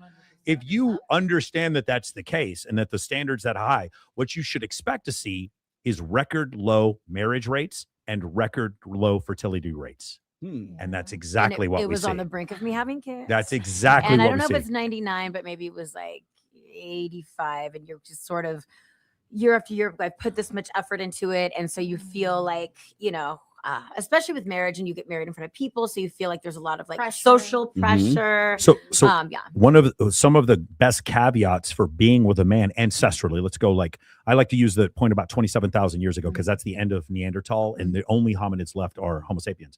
At that point, the benefit of being with a man is protection, provisioning, and parental investment. Okay. That's the thing. Now it's like protection. I live in a high rise. All the security guards here have a Glock. I don't really need protection. If you're a woman, provisioning, I got a degree. I make $300,000 a year. I got two master's degrees. I make my own money. I'm on OF. I'm not that good. I make $20K a month on OF. I'm not that good. I make $50K a month on OF. I'm not. So, and now you don't need the provisioning and parental investment. I don't even know if I want to have kids. I don't want to do that to my body. I think I might hire a surrogate. Like that's where we are now. So now the investment that men can give you is not as good. Unless you're in the relationship and you're dickmatized and you're like, oh my God, this is the greatest thing ever. Did that bitch look at my man? I'm going to kill him. I can't believe I'm going to kill her. I can't believe this shit. That's how you get the sassy men, right? Yes. Because why? Well, if you don't need, like I've heard this a million times. I've said this on Dr. Phil. Men become superfluous, right? They don't need them for long-term security. I got to make my own damn money. I got an education. I'm a strong, independent woman. Independent of what? Independent of men. Essentially. So if that's the sort of the beta buck side of the equation, so what's left? The sassy man, the guy who invests in his personal looks, who's smashing his jawline with a hammer or something like or is trying or treats you like trash, or a combination of the both is the goal. It's a sweet spot right there. And he walks right out of the penitentiary. He's ready for you as he comes out. Like, make me a sandwich. Is hybristophilia really all that shocking and surprising considering all this? No, what I was going to say is like, because what's left? It's just the alpha fucks. It's just the guy who it turns you on. He looks good. Why do we have filters for height? Why on Bumble and Hinge and everything? Because there's that physicality is important because you don't need him for anything else. You need him for height. You need him for being jacked. You need him for a 10-inch dick. But You those need him guys for can be so shallow as well. Just as like a pretty Barbie looking playmate can be just shallow. Yeah, exactly. If a guy knows he's tall, he knows he's like way above. Yeah. Not even height wise. I don't want a tall guy. I can't do it with the attitude. Please don't give me a tall guy again. Shorter than he's like, what are you talking about, Lil? The worst. All right, I'm going to quote the rational male that there's nothing more threatening to women and simultaneously arousing as a man who understands his own value to women and leans into it. Yes. No, but Go ahead. Just want to invite the awareness around like most men have been taught to perform, not to actually like inhabit their body. Well, I don't know if that they've been taught. If you go to Marine Corps boot camp, you don't have a choice. Yeah. You Well, just they're have to grown up. perform. Wait. Well, describe perform, inhabit their body. Describe like, it. okay, What is but that? also like the performance aspect is what I mean by that is that they're taught to stuff everything down, to not feel, to not be vulnerable. Like a lot of men are taught, like, I'll give you something to cry about. Could it be that men are biologically different from women and we simply process emotion? Here's number two. differently Could than it be could it be every time they are vulnerable, they get friend zoned or cheated on? Could that also be hurt? They get punished. Oh, okay. Yes. They get punished for being vulnerable. Okay. So could it be a lack of vulnerability in men, and Stoicism is because that's who women reward with sex? Could that be the reason why? Absolutely. That's Okay. part of it, but it also stems from childhood. It's not just, once they start having sex. I promise you, like, I will grounds adapt it to in whatever. Deeper. Yes. Grounds it in deeper. But what I want to invite is, like, as you're saying all of this of almost like there's nothing men can offer women anymore, in a way. There's a part. I think there is stuff. I think women believe that there's nothing men can offer women anymore. Beautiful. What I want to invite is that what men can offer. I'll speak for myself, and I've worked with like thousands and thousands of people in my career. I've been doing this for a very long time, working specifically with love, sex, relationships, coaching. I've worked with men who are virgins in their 40s. I've worked with women who have never had an orgasm in their 50s, and they're in a 20-year relationship, a 20-year marriage. Yeah. I'm helping women have orgasms like with their husband, with themselves for the first time. So I'm telling you, I've seen a very full spectrum of experience, and for me personally, and for what I show people, one of the most powerful things that men can give is actually presence. It's the gift of their pure presence, because when a man is actually fully inhabiting his body and present in his body, which is where emotional intelligence comes from, which I saw a comment where someone was like, emotional intelligence in their mind, They on hate their that emotions. word. Like, They you hate don't know what that that word means, on because this you don't know what that podcast. means, and that's okay. That's adorable. Cute. I kind of like to reframe it as emotional safety. I think that's easier for men to be like, if I can feel emotionally safe with you, because there's like, oh, emotional intelligence, woo woo, we can't be fucking with that. And it's like, just make me feel emotional. Does sound a little woo woo, doesn't it? But you know what's so funny? Woo woo. What the fuck is woo woo? What is that? Please. Okay. Astrology is woo woo. Okay, I have a question. Okay. You look like somebody who would know a coach named John Wineland. Do you know John Wineland? I think my friends are friends with him in Austin, Texas. Oh yeah, exactly. But I don't know. Okay, but you're familiar with his work. Okay, right? Like, as much as we would love men to go and do his work, he's amazing. There's not a lot of men going to that emotional intelligence type of masculinity work to hold that space, which is amazing. Yes, because they keep getting cheated on in friend zone when they do that. Yeah, but the thing is, again, it's a lot. I of have it, though, 4,500 is the clients. Like, I'm women. telling you what the experience of men is when they act the way, because I believe in present. I read Eckhart Tolle. I love this idea. It's tremendous. And it's something I experienced with my girlfriend once we start sleeping together, not before. And Meaning you don't have any type of presence with her until you start having. No, I do. What I'm saying is there's a level of vulnerability you earn with me. You don't get that in the beginning. You don't get that when you're a new employee of mine. You don't get that access when you become a new friend. You earn that. Crying over your wife when she gave you a new child is totally acceptable. Yes. There's nothing wrong with that, but she earned that. The problem is we're being taught to be incredibly vulnerable to women we just met, and these women are friend zoning these men and then cheating on them. That's my point. Men are being taught to be super vulnerable with women right now. Absolutely. Oh, So- really? Wow. Well, hold on. Ready. Justin I don't see Baldoni, that. Oprah Winfrey. I've 50 different content creators. I just experienced. We all have very different experiences. Yeah, no, I've had it's not a blanket thing. You can't be like all men are this, all women are No, this, what I'm saying all is- men. It's I just will not agree. even- I have had men like trauma dump on me, like literally the first. Yeah, 15 me minutes too. of the And that's Yeah. kind of the point that they're getting at is like they're told to be vulnerable. So it's like, hey, I have 3 baby mamas and then this, blah, blah, blah, blah. And It's I'm like, like, okay. She's like, well, just tell me about the felonies. I just need to know about the felonies. Like, what did you do? In Turn jail? me on. Did you drop the soap or did you not? Like, that's all. I can't. No, on a serious note, like y'all know I'm playing, not really, but playing. But it goes into that like same fact that you guys talking about. Like, I've had guys where they literally trauma dump on me, and I'm like, damn. That was a fucking lot. Like, I don't even want to continue because I didn't even get to know. So that didn't make you sexually aroused when he trauma dumped on you? Like, damn, Weird. This is like Amazing. a flag Weird. that Isn't that I'm, weird? Like, trying to look out for. Like, I didn't even get to know who you are. I didn't even get to know your favorite color, your I didn't favorite even get to know food. your name. I just knew that you had 3 baby mamas and you were heartbroken and this, and that. Like you have all this. That's maybe like a little bit further in, but first date's supposed to be a little more lighthearted, like to go, like make my punani like tingle or something. Like It you is. trauma dumping on me is not A little doing too much that. truth here. We're gonna get in just trouble. to be clear, Sorry. that obviously went a completely different direction, and I love it. Wait, but I also just well, from what I was originally saying, which is fine, I love it. Fuck yeah. But what I just want to bring it back to the awareness that like what men can offer. And again, I live in a very different world. Okay, like I'm observing, and I'm like, yeah, I live in a different world, and I'm happy with the world I live in. But the thing is like honoring all of our different perspectives, because the more that we can experience our different perspectives and actually listen, like open ourselves up to be like, oh wow, that's a perspective that I would never hear if I wasn't willing to listen to that perspective. I got 12 women on the show right now. I'm totally right with you. So I love this. I love like hearing all of this. I do. I'm just saying, like, at some point, there's the client I have who I literally am trying to help him take the gun out of his mouth, and women haven't swiped right on him in fucking 5 years, and the answer is not for him to be more present. I'm sorry, it's not. Do you know what I would do? Because I work with people who are suicidal also. Okay. And you know what I would do for that? Well, I show them how to redirect all of that longing for a woman to be seen by a woman into themselves, and to give them more presence to loving themselves and learning how to actually love themselves. Because most people, and this is a statement that I can actually say with confidence, most people are hungry as fuck. Hungry for more sex, hungry for more money, more like touch, more everything, more touch. They're hungry for more, like more houses, more yachts, more comparison. They're constantly outside of ourselves. And again, I've worked with men, not only suicidal, but who are virgins late in life, and they're having a very challenging time by that. I understand why. But what I show them how to do is redirect that energy to themselves, so that they can actually come home to themselves, so that they stop longing. And you know what happens when they do that?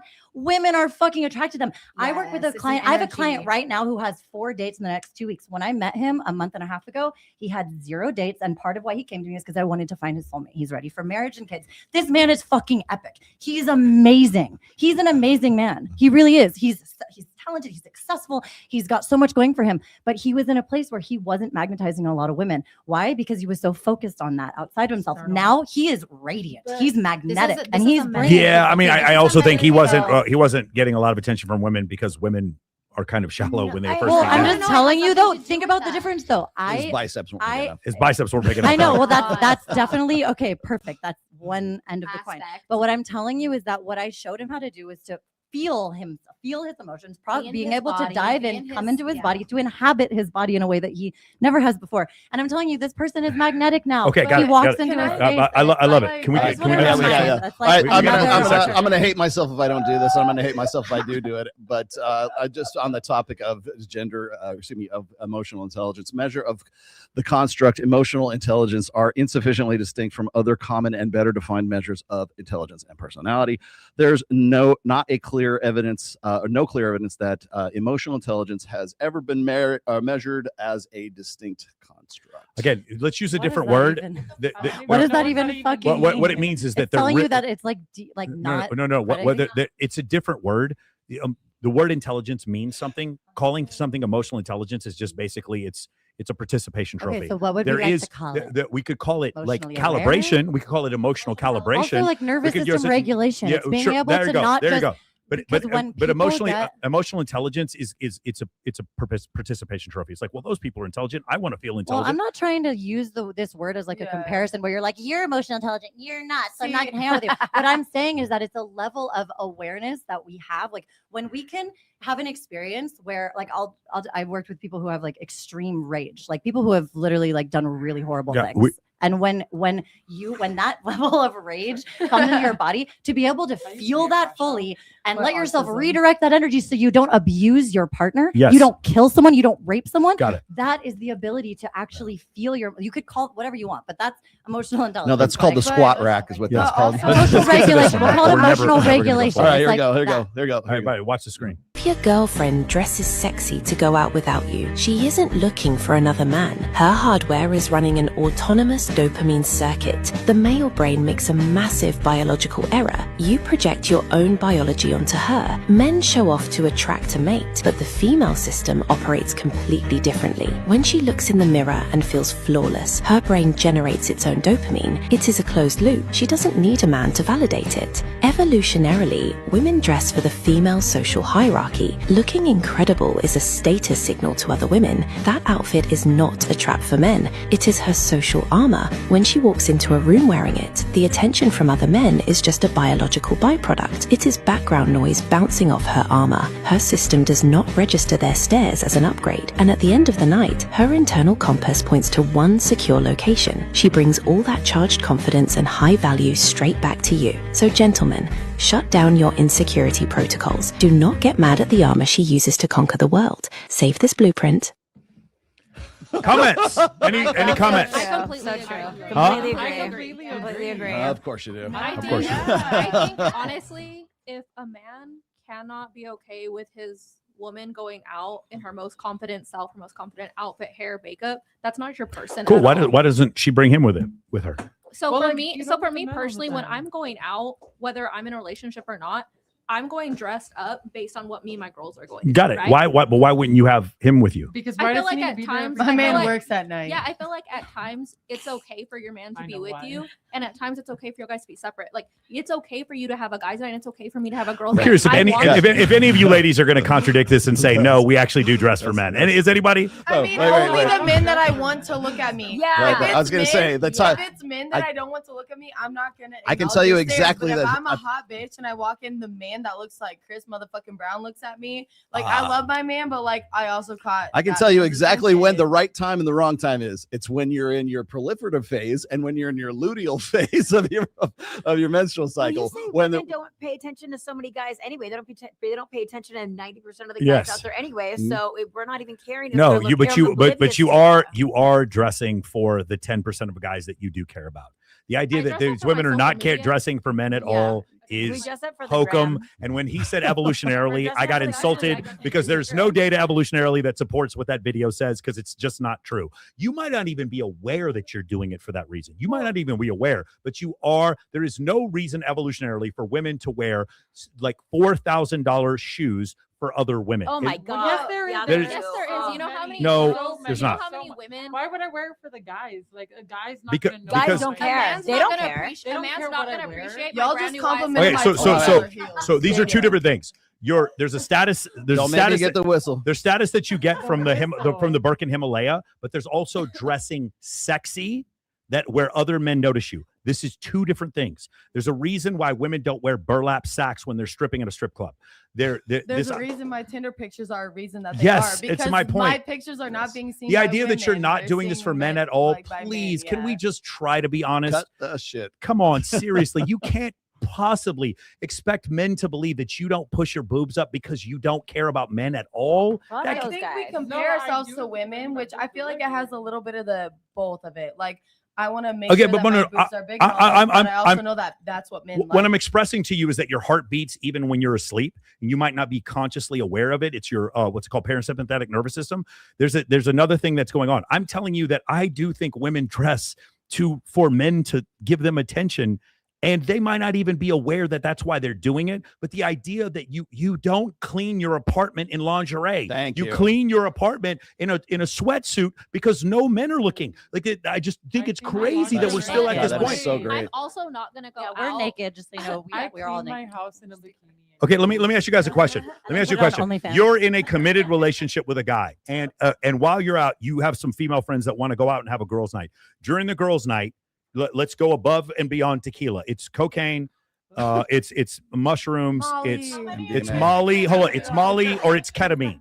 You're doing those things without your boyfriend present. You think that's acceptable in a relationship? Absolutely not. Only No, if it's Does then raise your hand if you absolutely think that is acceptable to do in a No, relationship? that is You're doing absolutely ketamine, not. blow. You're doing mushrooms, or you're doing For Molly what? without Why your would man. you do all of that? Like, No, what I would, do what all would be that. the I mean, point? you go out and just have some drinks and have a girls' night. Hold and on. then Christina, do you disagree?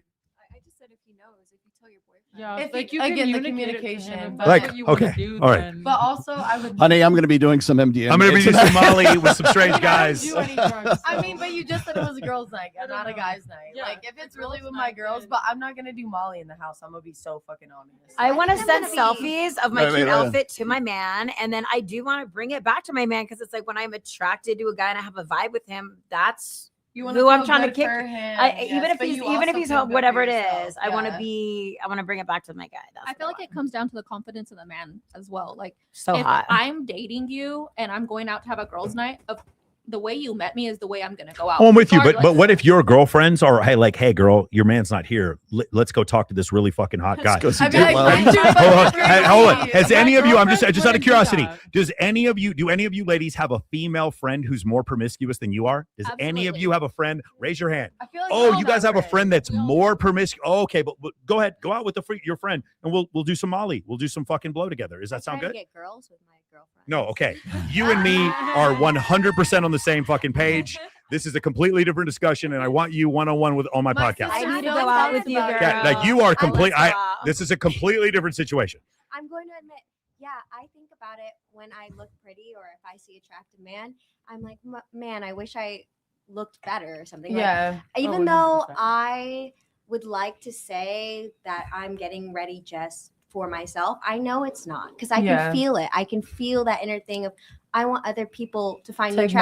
acknowledge Both me. men and women, by the way. But Yeah. you know, a good looking man also too, because then it makes me feel like, oh, if I go out with a man and then he sees other women want me or men, sorry. Yes. Well, Yeah. honestly. Or both. No, trust me, it's both. It is both, Wes, yeah. you're good either way. You're Mickey Mantle. all Which hitter? right. It's matter. We're So like I want that attention, but I try to, you know, not focus on that, but I know within me I have that innate ladies, I believe that you say this to denigrate men. I'm honestly, it's like, hey, men just mean nothing, and so that's why I'm pushing my boobs up. It's not from. Yes, it is. You might not even be aware of it, but it is. Like that is the reason why you're like. I'm not saying this because it is some kind of misogynistic fucking manosphere shit. I'm saying this because I've read an evolutionary psychology textbook. We only do things for status and social hierarchy and sexual market value. The idea that you're just doing this for other women, why? It doesn't make any sense. They're not going to get you pregnant or take care of you if you get pregnant. So why are you I do believe that there is a part of you that's like you do like to stunt on other women. I'm not saying that isn't real. Men, we like to do that. It's intersexual competition. But the idea that you're not dressing sexy at all for men, please, you can't possibly believe that's true. I don't see that many hot men in the wild. Again, okay, ready here. Let's do this real quick. Where do you Ladies, see them? a Where are the percentage. hot men? Hold Where on. do you see them? Ladies, hold on, real quick. Let me The know. percentage, come have a seat because I'd love to hear your answer on this. The percent, there's 100 men on average you see. I just want you to think of all the men you see on average. You encounter 100 men. This could be at the club, the gym, all the different places, the shopping market. Of those 100 men, what percentage of them do you find sexually attractive? 1%. 1%? What do you think, Christina? 1%. What do you think? Very specific time. What do you think? Gosh, Speaking to the mic. depends on the group. 10%. 10%. What do you think? 1%. 1%. Honestly, I'm very like it's all about personality. Correct. Okay. Y'all know my type. So Yes. like, I mean, as long as they're but roided now- up and have but 3 now felonies, it's whatever. My man. That's Saturday, all it Saturday is. night at county. Yeah. What do you think? What percent? 2%. Okay, I want to make something clear because this is a separate issue. Me saying that women chase after the top 10% of men, I'm called a misogynist. You guys are saying you're after the top 2% of men. Misogyny. Like this is getting absurd. Like, Put it in percentages. Well, I though. mean, I feel like you can. situational. I feel like it's very situational. oh, no, I So- agree. I agree with you. But in think it's a general, percent. you're very picky, and that's okay. Why do we keep denying that women are picky? Why do we keep denying this? Discerning. Like, We're even- discerning. I'm very discerning with it. I actually find a good amount of people attractive when I'm out. Like I'd say probably like 10. I mean, I don't know if that's a lot. 10, 15. Oh my 20, God, you 20, sociosexual woman. 30%. But the That's thing is, crazy. But I would just say maybe more. Women, the men are No, lined but up. I don't actually want to have sex with them. I find people very attractive, but I don't want to have sex That's with them. fine. I But- like but to get to like know they're not them. dissuaded. Like I have very much you could personality. imagine yourself having sex Yeah, with them, even and though what you don't. happens, like what It could be happens, someone like- else's husband for that matter. They could Yeah. be sexually attractive even though you don't Yeah, have sex. I'm be attracted to people. But, Got it. But it's similar to her. Like for me, it really like I'll go out with people and pretty quickly I'm like, oh, like There's not that much there. And like in terms of the depth, like I'm a very holistic person. So for me, it's like mind, body, spirit, emotional, mental, physical. Yeah, exactly. So I can't just have sex. I'm taking crazy pills. I assume that I'm having sex with everyone. A lot of women think I'm like very slutty because of how I am. Out of the most I was reading the survey, this evolutionary psychology survey. The median man wants as many sexual partners as the top 2% most promiscuous women. Wait, hold on. The median man. So if I take 10 million men and I say the median number of sexual partners, which I believe for a man is like 20 lifetime. What? Yeah. Really? Yes. It's the median. It's not all men. It's You the got median. a lot of work to do, lady. It's Come the on. median. But Get in there. like when they survey women who are actual like porn stars and prostitutes, they that's what they say is 20. So it's like the median man is equal to the top 2% most promiscuous women as far as the desire for sexual partners. So I believe you. I've met women before that were guys are like, oh, that girl's a huge slut. And I'm like, I bet you she hasn't slept with as many people as the male strippers in VIP house, like, because they just say yes to everyone. And can we play this video? We know. Time out real quick. Mark, could you move to your left a little bit? Could you move up close here this way? Because I do want Mark on camera just a little bit here. Mark, this one's for you. Okay. I want you to check. I want you to check this one. Get roped in eventually. Yes. So can we see how Mark's not on camera? Can you guys move this way a little bit so we can just see Mark just a little bit here? Okay. He's like the Beautiful. Australian and Michael. He's Are setting you- me up for this because I know he wants my opinion. Yeah, Yes. are you gonna? I'd love to hear your thing. It's all right. Okay, we're gonna move this. Hear Go your ahead. Just play Disembodied the voice of Australia. just play the clip. All right, so this is hella long, but just here you go. Yep. How many incels have become killers? We'd say roughly between 7 to 15 around the world. Sorry, how many? 7 to 15 incel killers. And roughly 59 people have been killed in ideologically motivated incel killings. In the United Kingdom? Around the world. So effectively, I have got everything wrong about incels. I think that they kill lots of girls. I think they're a threat, a permanent threat to the security of this country. I think there are hundreds of thousands of them. I think that they are generally white and right-leaning. All those preconceptions that I have are wrong. Many of them, yes. Just realised that the documentary is over. I've never seen anyone look so disappointed. All right, cool. I'm curious, Mark, why do you think Ross Kemp, who does this professionally, why did he believe all those things about incels? What do you think that is? I'm going to need a little bit of context, my dude. Who's he talking to and what's he saying? That is William Costello. Right. He is a PhD candidate. I think he now has his He has his PhD doctorate now. at the University of Texas at Austin in evolutionary psychology. His PhD advisor is Dr. David Buss, the foremost evolutionary psychologist in the world. He did a study, William Costello did, on incel violence. And the title of the study was, Why Isn't There More Incel Violence? It turns out that the amount of incels that actually commit violence is outrageously low. And that's what they found in the study. Then why do you think Ross Kemp had such an incorrect view of incel violence? What do you think that comes from? I think you probably have to ask Ross Kemp. I do. Okay. Well, did you see Adolescence? Yeah, I've seen Adolescence. And do you think Adolescence is an accurate portrayal of what's going on in the UK? I think it's an accurate portrayal of a drama on Netflix. Okay, cool. So you understand that it's a drama. Do you think it would be strange for the UK Parliament to then use that as propaganda in order to get legislation passed? I think Netflix is very popular. So that's what they're doing. Even though you admit it's a drama, right? Good. Even though you admit it's a drama, they're using it to get legislation passed, and they're going to show Netflix. They're going to show the Netflix special in elementary schools to young boys, and they're going to show it to police academies and police officers in the UK as a training methodology, even though it never happened. Wait, what? I mean, there's got to be easier ways of marketing Netflix, surely. Right. But do you understand the problem that we're stating here is in the UK, and if anybody wants to take a second, use ChatGPT, Grok, and whatever, do deep research and say how many times in the United Kingdom did a boy watch red pill content and then stab one of his female classmates? And the answer is I'm looking it up. 0. It's never happened one single time, but we're going to pass legislation because of it. Do you see how that might be a problem and how that might be the reason Ross Kemp believes in something that is categorically false? Well, next time I'm in the UK, I'll let them know you don't like it. It's not about you not liking it, but that was one of the things that you're interested in. You were asking before. She just looked it up. There's there's literally no not one single time this happened. Do you see how that could be? Before you asked us some really interesting questions at barbecue, and you were saying, "Hey, do you think that masculinity has been vilified?" Yeah. Well, I don't see how you can come up with any other conclusion than that. Masculinity is vilified. Like, I'm not saying that everything Andrew Tate said is good. A lot of the stuff he says is not good. My point is, it's not causing men to go kill women. It isn't. Are but incels masculine? Huh? Are incels No. But my point is, we've bastardized the whole thing. Those people that were yelling at us at the barbecue place, what did they call me? They did call. So when we were at barbecue earlier, some people came by and they called these two boys here incels. And it was, that's the it was farthest interesting. thing from them. Can And I someone feel actually like- tell me what an incel so is? Am I bad? Involuntarily celibate. Yes. So an incel, I feel like, is more when it comes to social media.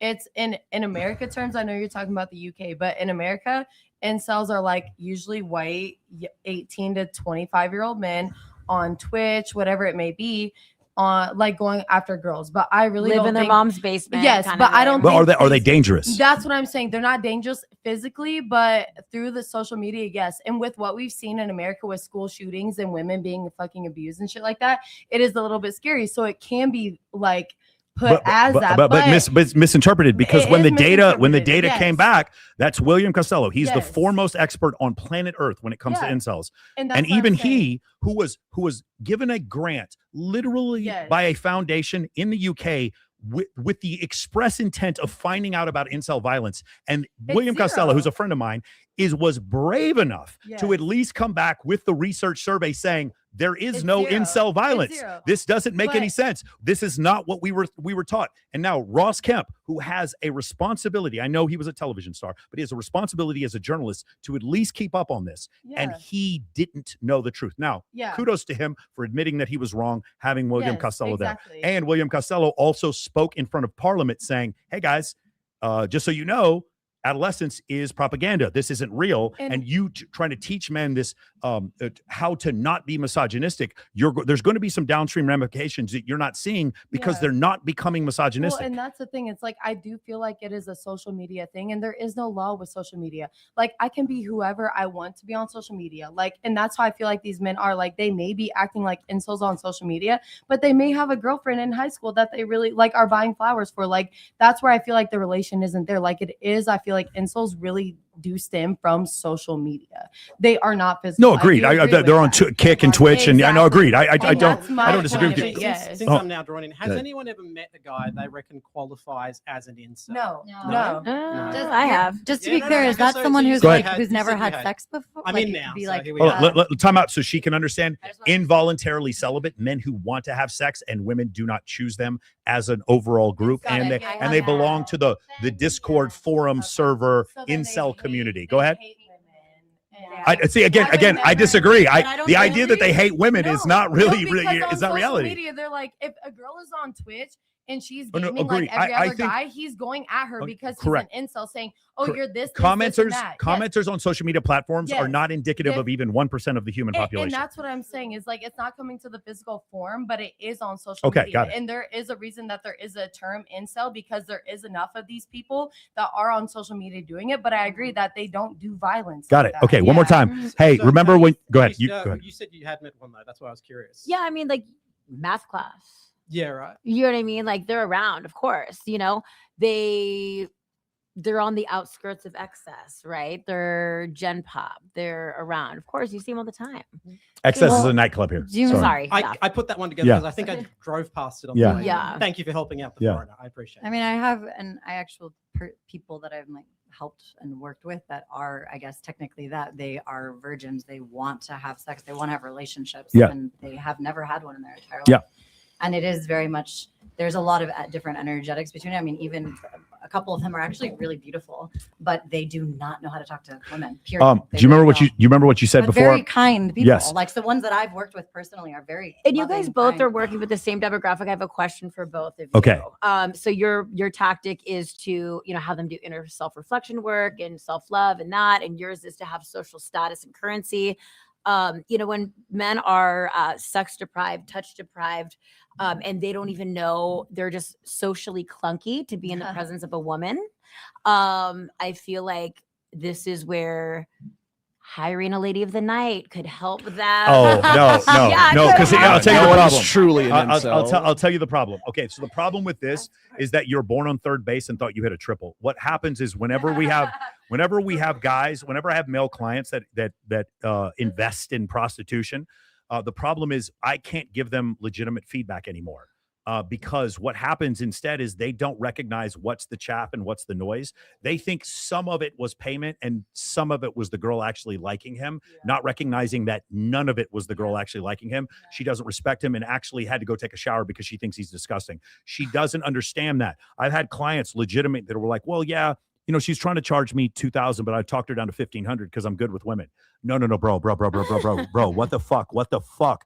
That's the problem. I have my toughest clients to deal with are not the ones who watch porn. It's the ones who pay prostitutes because they start to believe that they're actually a little bit good with women, and they're not. They're not good at all. So that's why I would say probably not a good idea. Okay. Go to the gym before you take steroids. I would like, you understand? Yes, like I don't. I like that theory. Okay, so that's why I would say that's probably not the right analogy. One of the things that I've fielded this question with actually Zuby on a few occasions. So he's wondering why it is that guys will pay small fortunes to OnlyFans girls when pornography, just 4K streaming pornography is free. They can just rub one out anytime they want to, right? But the thing is they're not looking for just the release. They're looking for that connection. They're looking for they're paying for the fantasy that the person on the opposite side of the screen actually gives two shits about them at the end of the day, right? And so, really, I mean, I don't know how many girls are on OnlyFans, but it's really not the subscriptions. Wes, do you give a shit about them at the end of the day? When they give me money. When they give you money? Christina, you care about all your subscribers, correct? I care about some of them. You care about some of them? Genuinely. That's good. I appreciate the honesty. Yes, the ones that tip very well. Well, I was going to say, it's not even so much about subscriptions. It's about the tips, right? You make more money on tips than you were actually doing on subscriptions, right? Yeah.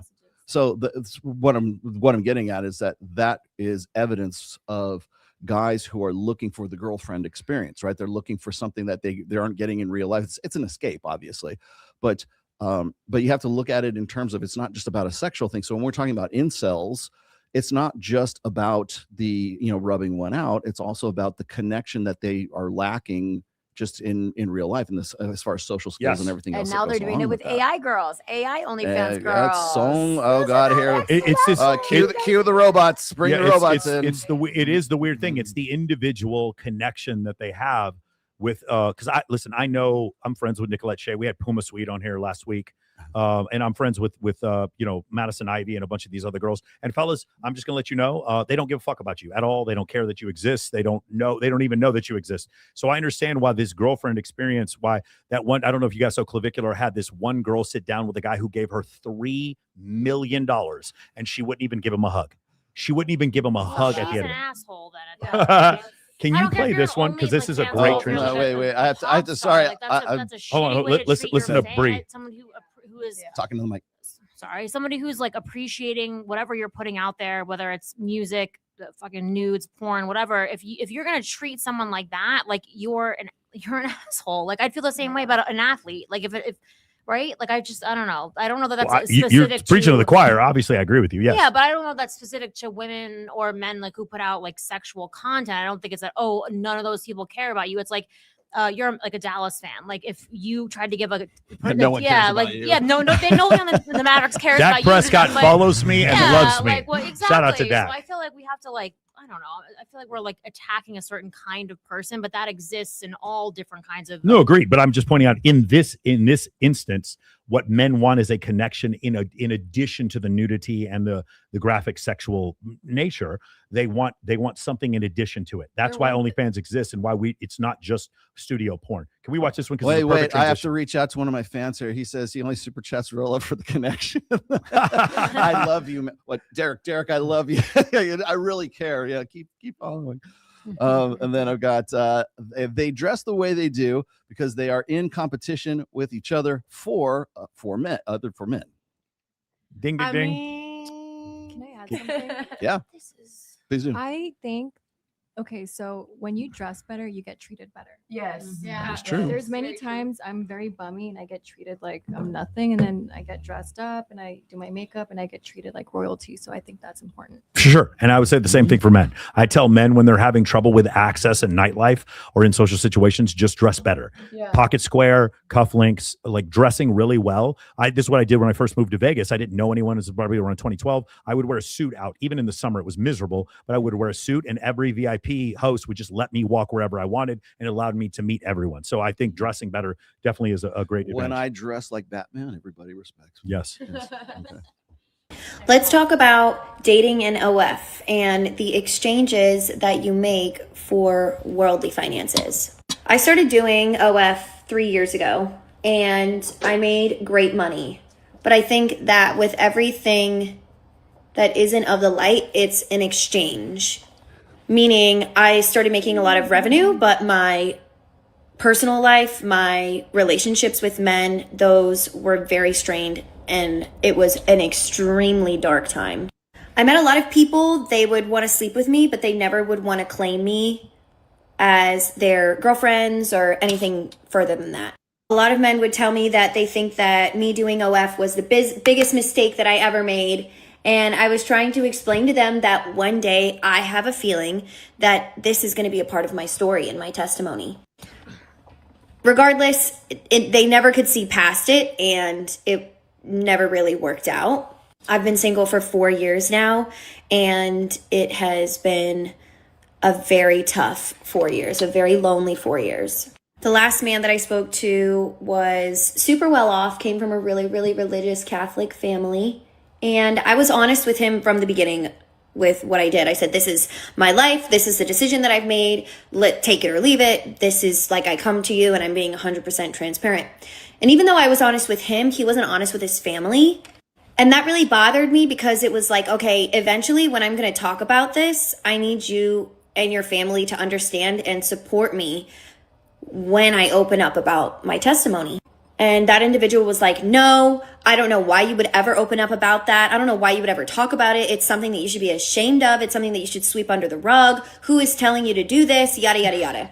One thing that I realized is if my testimony can help other broken people, then that's makes my heart fulfilled. Sometimes you do things and you go through things in life because it makes you more qualified to speak about it. I'm able to connect with people that have been molested. I'm able to connect with people that have been taken advantage of and have been through sexual abuse their entire life. And I'm able to show them and speak unconditional love and positivity to those people to help them change. And I think that a lot of people miss the point that we need unconditional love to change. That's how you change as a person. If you want someone to change, you love them to change. And that's what I'm trying to do. He's not a Christian! Okay, ladies, real quick. I'm just curious. Again, I'm not here to judge. I've definitely gone out with girls who are on OnlyFans. The difference is my rule is if you're having sex on OnlyFans, I'm not interested in seeing someone seriously like that. I don't think you guys think that would be too ridiculous, right? No, I Okay. think everyone has their own Yes. standards, and that's where it comes into play. And it's not even just women who don't do OnlyFans. Yeah. I feel like hookup culture in today's society has ruined the perspective of a relationship to the point Yeah, where but hookup culture is only with like the top 10% of men. Yeah. The vast majority of men they're not There is involved no in hookup hookup culture. culture. There's no hookup culture for men. Like it's What like is the 80% of men percentage do for not get to, women? huh? What is the percentage for women that do 80% of women and 10% of men. Yeah, that are involved in hookup culture.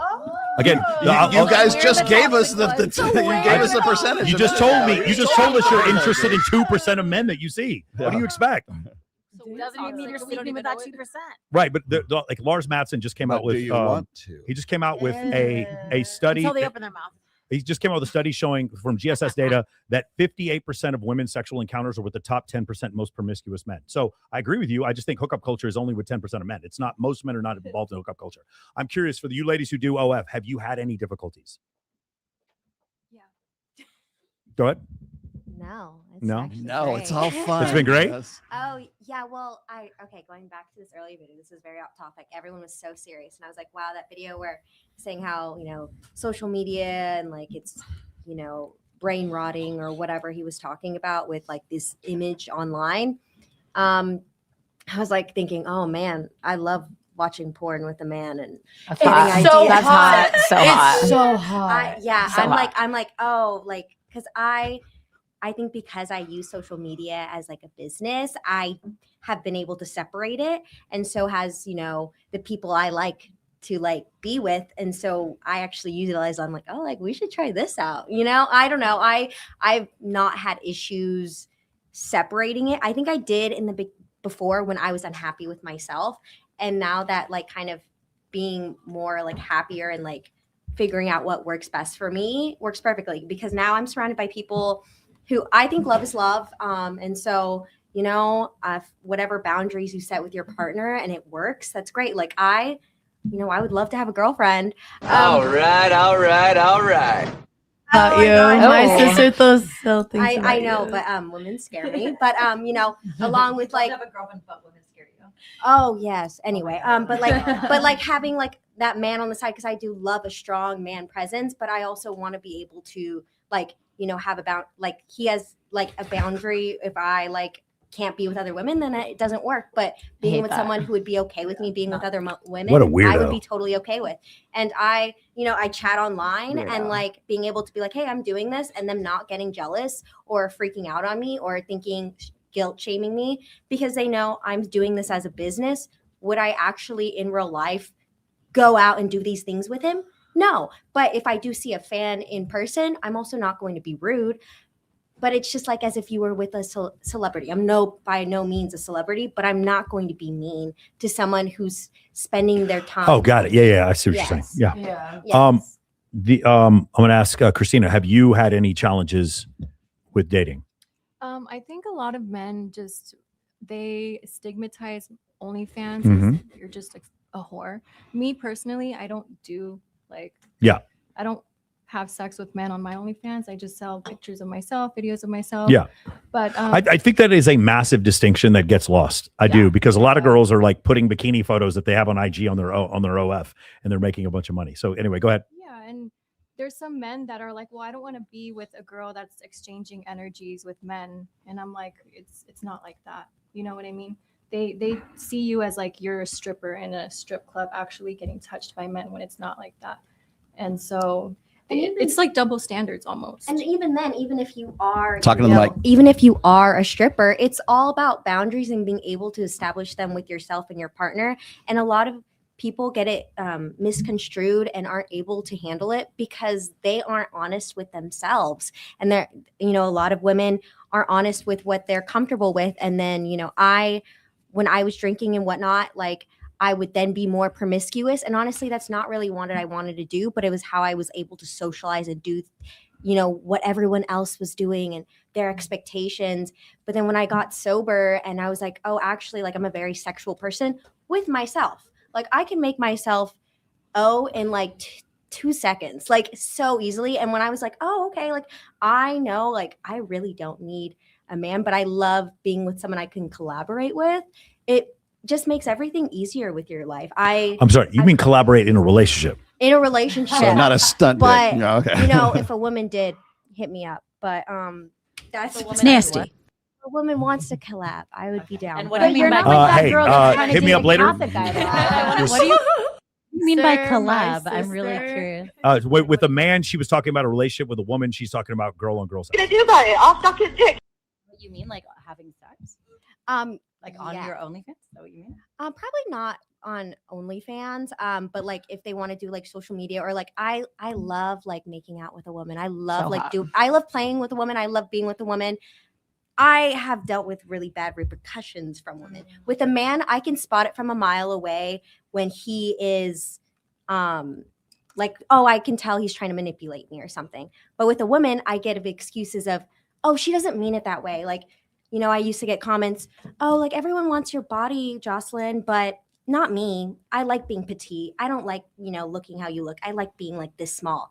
And so for me, I'd be like, oh, she doesn't mean it like that. She doesn't mean it like that. But then as soon as the things turn around, then it's, oh, like you're a slut, you're fat, like just all these hurdles. I'm like, oh, actually, she did mean it that way.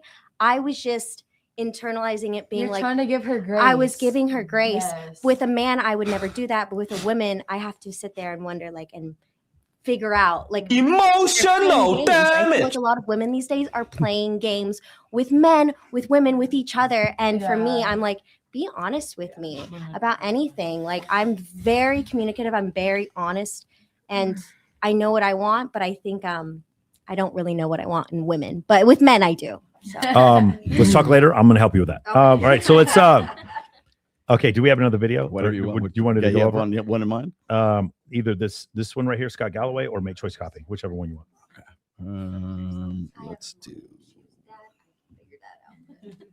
There you go. See, I got a Let's party screen. on Saturday, and a girl I like is By the way, gonna this be is there. West What should I on wear? camera. Me. What? Do you want an attractiveness boost or not? Yeah, obviously, but like. According to a study, when men are in the presence of a beautiful woman, other women find them more attractive. Beautiful woman, your presence, hello. Really? Like she's gonna find me more attractive just because you're there standing next to me? This effect has been consistently documented among women choosing men, although it's mixed results when men choose women. So like, as a girl, if I see that you have a hot female friend, I'm like, wow, okay, he must be a good guy. Oh, whereas as a guy, if I see you with a hot dude, I'm like, oh, she's probably taken. I'm just gonna back off. Exactamundo, Carlo. Okay, but like, what if she thinks that you're my girlfriend? Even better, bestie. Mate choice copying is when your chances with someone grow if you've already been chosen by someone else first. It's like a shortcut. You're like, wow, this guy's already been vetted. Ooh. Okay, is this why it seems like you're always more attractive to women when you have a girlfriend or you're married? Yes, it's theorized that this is a strategy women employ to identify men willing to commit to a long-term relationship. It's like, oh, there he is, in a relationship right now. Perfect. I want him. Wow. I guess it makes sense then to have a lady wing woman. I mean, whether she thinks you're my friend or my girlfriend, Carlos is going to become hotter in her eyes, in her gaze, her beautiful gaze. Righto, Carlos. Some cities are even offering wing woman services to single men for this reason. Again, you're welcome. Thank you, bestie. Okay, great. I guess we're going to the party. Ew. And my services will cost you 1 pizza. I'll buy you as much food as you want, bestie. Oh, you're gonna regret that. Oh. I should start. Thank you. I think. Listen. Wait, listen, who is that? I love her. I think Jocelyn is incredible in I that video. love her. I think Jocelyn. Every time I see that creator, I just think of you. She's just you, and she dates women. She's just fucking you. You're Filipino. I'm 99% she's Filipino. She's amazing. I love her. Yeah. So I talk about this ad nauseum. I just wanted someone else to talk about this. I actually talked with you, which is the concept of mate choice copying. It is true. When I have really attractive female friends, I get more attention from women. Like when I have a really hot girlfriend, I get more attention from women. And even when the women know I'm not sleeping with them, with the girl that I'm with, so like my friend Kindly, people know we're not sleeping together. She's married. Even that, when I'm with her or when I'm with CJ Sparks, she's dating a good friend of mine. When I'm with them, I still get more attention from women because I'm with them. Yeah. And so that's the thing that I try to explain to guys. Well, this is a really hard bridge to cross because they've been taught for the last 20 years, fuck being friends with women. Women only are just sitting there trying to extract resources from you. They're trying to hurt you. And my whole thing is like, no, man, I do charity events with women. I go to escape rooms with women. Great idea, guys. I know a guy who did this. I would never do this. Go to an escape room, figure out the escape room, go the next day and take a bunch of girls with you. And it's just so I would never do this. I would never do this. I'm just saying. I think you're wrong, Michael. You're wrong. Like Go ahead. And I didn't even know that he was one of your disciples at the time. Disciples. But I met one of like the men of action at a party once, and all the things that attracted me to him were none of the things that you espouse ever or in your course. It wasn't because he was by a bunch of women. And honestly, I don't want to give it away, but I won't. I would just say that like How big were his biceps? no, that wasn't it at all. Like all the guys in the program, honestly, to me are like physically attractive, but it wasn't because he was quietly confident, he was kind, he was funny. So what I teach. Engaging. So what I That's teach. not we can have that debate another time. It's not a debate. It's literally in my course. It's in the course. Not to be kind. Cliff no, because I don't think that's the gist of It is the gist. It's The not gist the the beginning It's of not you, the honey. gist of it. Gosh, I'm just gonna open up the course. I'm gonna open up the course. Show us the course. I'm gonna open up the Prove course right it. now and Prove show it. you what's in the course. You quite don't know frankly, what's in the course. But you also reference the fact that when you see them with a really hot woman or with a lot of women, they're more attractive. I've never seen him with a lot of women, and the one man that I've seen him with is not particularly attractive. So that's Right, not but why you I think still recognize attributes in him that other women might find attractive. that's a stupid thing to say. So what does that even mean? So let me get the fucking mic. Or yeah, I'm like, let's go. Other like what exactly? Like that he's charming and that you like talking to him and he was smart, confident. intelligent. Like what? Okay, so what do you find? Hang on. Did you teach him that? Did you teach him how to be smart? Did you give him intelligence? What do you, Michael, find attractive in women? Well, like for me, initially, it's going to be signs of like the physical attractiveness, hip to waist ratio, health, skin, all Well, this that's kind of what stuff. all women want. So what It's not what all women want. It's not what all women want. It's not what women want. It's what men want. It's not what women want. But like, well, I feel like everything that you say, it's like, okay, so why do you think I was attracted to him though? Because of what you just said, which are things that I teach. No, it's like the No. it's So for those of you, let me help you out. She treats me like a little brother. She started the conversation already ready to just denounce my whole fucking program. That was the beginning. Well, and then when she, time out. I'm not through talking. I'm not through. I love you, Bree. I love you, I Bree. sat Time out. here Time out. Time out. What happened was when she figured out that the things that she was actually attracted to are in my episode, then it's like, well, no, those things aren't in your episode. Unfortunately, I can show you my fucking course and you can see that they actually are in my episode. The way that she handles men as a therapist and the way that you handle men, I feel like are very different. Like you both say, I want to help men, right? Like you always tell me that. You're like, my stuff is not manosphere. I'm trying to help men. I have 4,500 clients. I don't give a fuck if you have 1 million clients, Michael. That's not the point of it. That's not the point of the conversation. My point is, but I am helping them. It's not a function of. I didn't even say that. I didn't say you weren't helping them. All I said was the both of you say that you want to help men. That's right. Can we agree on that? You want to help men. You said you want to help men. I hate men. Among other people. So, but I feel like the pathway to get there, both of your pathways are very different. And I think that, right? And I think that I agree more with hers. I think that your core, you wanting to help men is a very noble cause. The way that you both go about it is very different. And I think that the way that she goes about it is more psychologically sound and happier and kinder the way that versus the way that you want to do it. I don't understand. I guess that 4.99 rating I get on Trustpilot probably came because of the ratings on the 4,500. It doesn't matter. Like I just don't. No. Listen. Here's what I am, Bree. At some point, there needs to be some measurable metric, and for me, the people who say that I've helped them is the measurable metric. I understand that, but I would like to compare your metrics to her metrics. I No, don't but- think but that I don't know what her metrics are. Well, that's just it, though. I Well, feel then like she you're can constantly see. evolutionary psychology, the stats. I think it would be a very interesting episode for you. And maybe I'm wrong. Maybe I'm wrong. We can do it anytime you want. But Bree, you should compare your stats Bree, to her stats. Bree, you disagree to disagree. You disagree to disagree. No, I don't. Nothing I could I'm say. right and you're wrong. That's exactly. why I agree to disagree. Nothing I could say and nothing I could teach is ever going to be enough. I said Bree is right. Well, the chat is not going to agree with So me.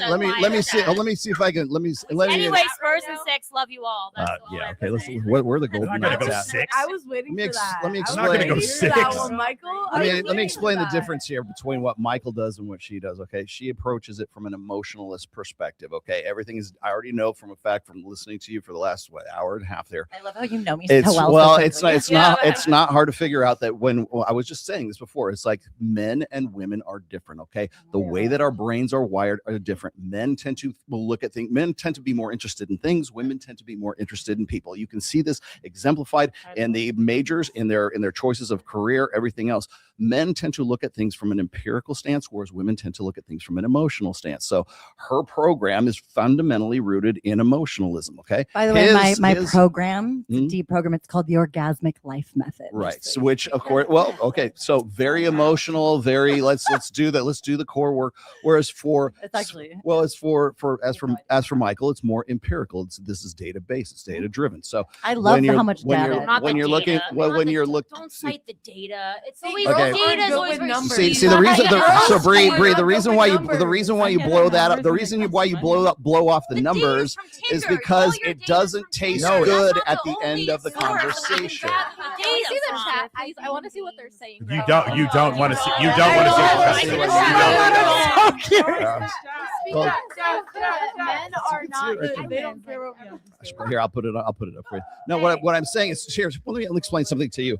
So when you look at just because a man didn't cry at the end of Titanic doesn't mean he's emotionally retarded. Okay, Yes, no, it it doesn't. Yes, it does. Because that guy's processes emotion differently than a woman does. So the way men are going to approach the doing the work or their freaking therapy or whatever is not going to be the same way, and it's going to be less effective than if a man is creating a program that is going to work specifically for the way that men think, the way that men learn, the way that men cope, the way that men process emotions. Okay, men and women process emotions differently than women do. What do you say? Don't you think there's a little bit of that's indoctrination though? No, I don't think it's indoctrination. Make sure you're getting this ABC. Make sure you're getting all of this. This is really important. Hold on, listen. Do you think that that men being able to bench press more than women is indoctrination? No, biological. Hold on, so that's biological. Hold on, time out. What is the hormone that regulates risk taking and libido? What is testosterone? Testosterone. Very good. Bingo. How much more testosterone do men have biologically than women? I don't know. A lot. It's 17. It's 17 times I more. don't do math, but it's You a lot. don't know. You don't know nowadays. Right, but it's 17 times more. My point is, I do understand that some things are indoctrinated, but a lot of things are being called indoctrinated that aren't indoctrinated. All I was saying was the fact that you guys are describing what you do and what she does, and what you're saying is what she does, like as if it's something that's foreign for women and men, and it's not. It's just emotional. It's going emotionally in depth and reflecting, and these are things that are not practiced, and these are things that's a little bit of a lost way of healing that is so important and it's so needed. And I think we need to spend a little bit more time in healing our men and our boys. How do you suggest me? How do you suggest we do that? TLC 10 to 11. Oh my god! Can I jump in really Wait, guys? And only because. Go ahead. Yeah, Go oh my God, I got it. I want you to finish so bad. That was a lot of water. Well, so I'm just let me throw this out there. Okay, so I can change any woman's mood sitting at this table with 2 shots of tequila, or if any guy's mood in here with a shot with a milligram with 100 milligrams of Tren. Okay, I can change your mood just like that. Emotions are not fucking magic. They are physical and they are easily changed by biochemical release reasons, okay, which are prompted by environment. So fight or flight. What happens in fight or flight? You get a squeeze of adrenaline and it changes your mood immediately. Okay, so you get aggression for men. When it comes to, let me see if I can get this. Let's see if I get this straight. So if when men are feeling negative emotions, what's the emotion that they default to? Anger. There it is. Bang. What's the emotion that women default to? Crying. Crying. Thank you. So what I'm saying here is that even in the emotional state where your brain is producing, I'm not an endocrinologist, but they're putting the chemical cocktail that's running through your bloodstream right there, that is going to change your mood. So is it possible then that men and women have different biologies and different brain architectures that predispose them to processing emotions differently? So we've already declared that that's very clear. That's an absolute yes. It's an absolute. It's not even a question. I feel like there's a lot of presumption, like assumptions being made right now in a lot of ways. I appreciate you so much for what you shared. I appreciate you so much for what you shared. And I feel like actually what this woman shared, I don't know who that was, but we didn't really get to drop into that a little bit more. But she was talking about the unconditional love, that people need unconditional love. So, and that's how you heal someone. That's how you change someone. Do you remember that? You're not going to get that from Catholics, though. Did you remember that? She was talking about the guy that she was seeing. She's an OnlyFans girl, and the guy that she was seeing was Catholic, and he comes from a deeply religious. All right, so let's backtrack. Let's backtrack. She was just saying that that if you can't change someone, you can only like love them, and then that's the only way that they could possibly change. You can love them so as they are. If they 100%. come with the table of who they are, like there's so much. If somebody wants to change, they can change. But if they come to the table exactly how I am, I come to the table with what I have. If you don't accept that, then that's what it is. If you want to try and face me, this, and that, you already know what you signed up for. Is love okay? Look, I think we can pretty much establish that love is an emotion. Yes, the feeling of love. Correct. Yeah. Can I ask? It's a chemical response of dopamine, serotonin. Wait, let Mark go. Just like it seems like you and a lot of you have very different ideas about what men and women bring and carry on in a relationship. Right. Are there concrete examples? Oh. Yeah, use that one. A new microphone. Are there concrete examples of very specific roles that men and women should play in relationships that are different? Well, there's the masculine, feminine archetypes. Yeah. Men you know? should be protected because as a female who interviews UFC fighters, I train MMA. I know that if it's me against a man is going to beat the fuck out of me, even though he may be scrawny, whatever the fuck it may be. But when it comes to a man, like in my aspect, like I need protection because I do feel like a lot of the women here, like we make our own money. We're obviously independent. I came from a mom who was raised by a fucking mom who only had fucking girls. So we're raised in a generation of like, okay, girls have to do this, this, and that. We don't need a man, but women do want a man. But we want a man in the aspect of like protection. We may make more money than you, or like, because I honestly feel like in our generation, women do make more money. We're more motivated to go and make money. But I want a man who's going to protect me, who is like accepting of me, but also in the same way I'm accepting of him. Like, I don't know. It's just like, we always debate into this, and I always feel in the middle ground of. No, you're right. What you're here's a better question. How did women? This is from the super chat here. How did women heal men 5,000 years ago, or 10,000 years ago, or 20,000 years ago? If women would try to heal men back then, none of us would have been here today. We literally can't, but all we can hope is that a man is gonna like learn from and like again, I feel like with everything that we see on social media, what's being pressed, like, oh, we want a nice guy, this, and that. Honestly, if you're attractive, like doing what you can, like it is personality. You don't have to do this, and that. I totally agree. Yeah, I'm not a looks maxer, and I'm not a black pillar. I totally agree that it's personality. Go ahead. I don't think there's necessarily archetypes anymore. The Native Americans, they kind of played into not the gender roles per se. If I remember correctly from my studies in California, they make us do like studies of Native Americans in like 4th grade.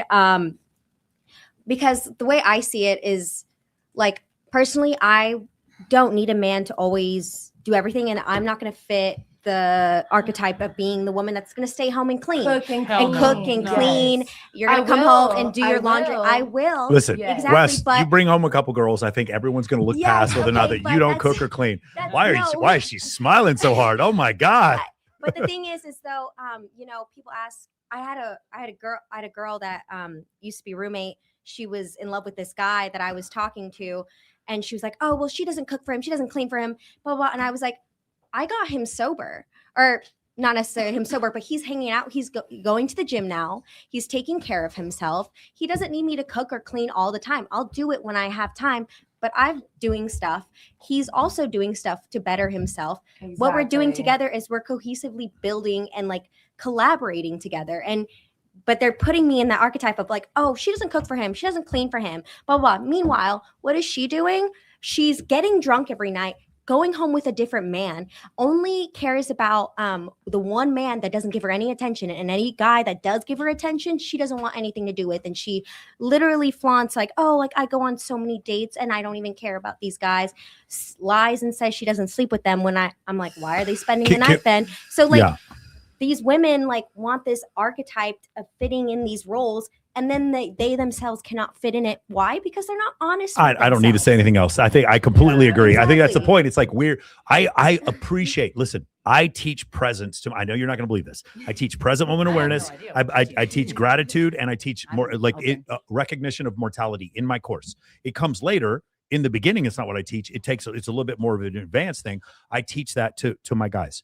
But in the beginning, those things, when you're ignored completely and totally by women, I love the fact that you guys want these men to be more vulnerable, open, and deal with their internal childhood trauma. So do I. The problem is they are getting drastically ignored by women in the interim while you're telling them to heal themselves. And the more they heal themselves, the more unattractive they become to women, even though it's the same women telling them to heal themselves. That's a statement. That's not an accurate statement. What was the first video we just showed? What in the world? To say that the more healed a man, because the thing is that's not an absolute truth. Of course, it's not an absolute truth, but I'm saying what you're teaching. Well, I absolutely tell you it's amazing. You don't actually know what I'm teaching. Okay. So the thing is, and I don't actually know what you're engaging. but so I your want idea- to come back to something that I really want to like express at some fucking point during this experience. So can we just like please like just know like can we bring to something that I've tried to share like so many times? Fire away. First of all, like you guys don't know me. I don't know you. I'm not trying to judge you. I'm just listening and receiving, and I'm like curious. I don't know what you teach. So far, a lot of what you said, I've been like pleasantly surprised because you have so much data, which I love. And real and experiences. science I will and say you real guys have things. real experiences. Yeah, I love it. You also are, in your 50s. Like, fuck you. You guys have been doing this. Didn't you say that? You're in your 50s. I'm 48. He's 58. Oh, okay. I thought you said Accurate. You said almost. You said almost 50. I heard. Yeah, 50. no, you're right. No, I don't. Accurate. Trust me. Make I'm that not. up. I'm not insulted at all. It's fine. Totally fine. You look fantastic, both of you. Yeah, you look great. Thank you. But I really okay. I Unless want you to keep bring. talking to me like that, I swear. Never mind. Keep going. I want to bring something to this, and I honestly feel like this needs to be like a whole other episode. Like that we could go so deep into this world. Have us on your show. We'll do it 100%. We'll go 3.5 hours. Oh, shit. We can sit there and Indian style, meditate, do whatever you want, and then Bree can come in and tell you that no matter what I said, I'm wrong. It's fine. It'll be great. It'll crush. Okay, I just want to say like one aspect to this is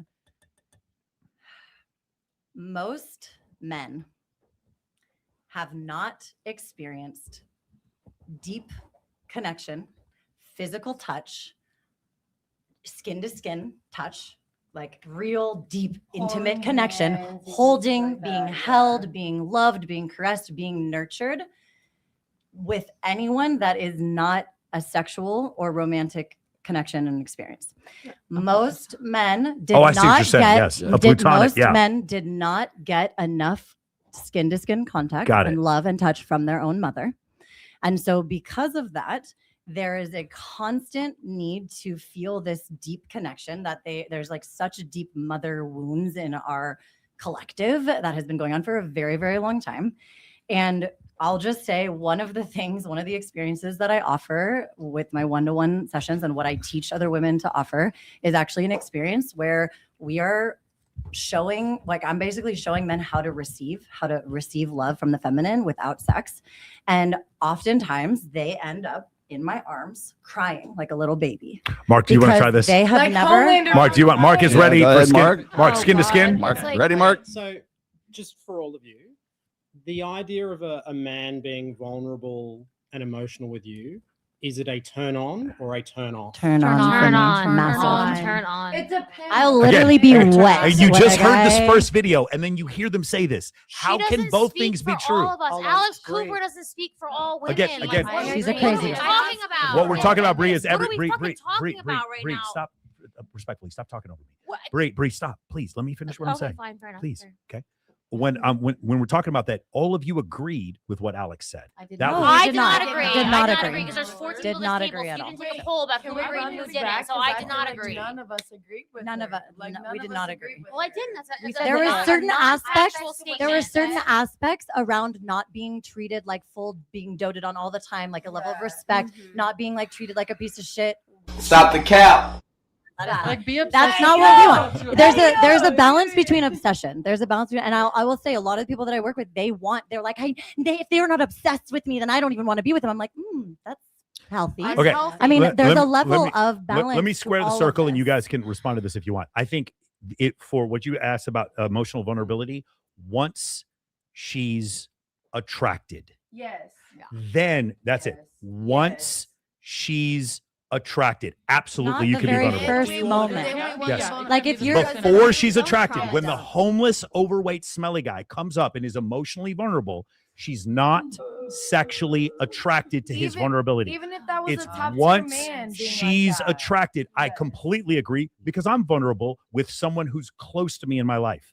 I have no problem with that. The guys that are in my program, the guys I surf with in the military, I'm open and vulnerable with them because they did something to earn it.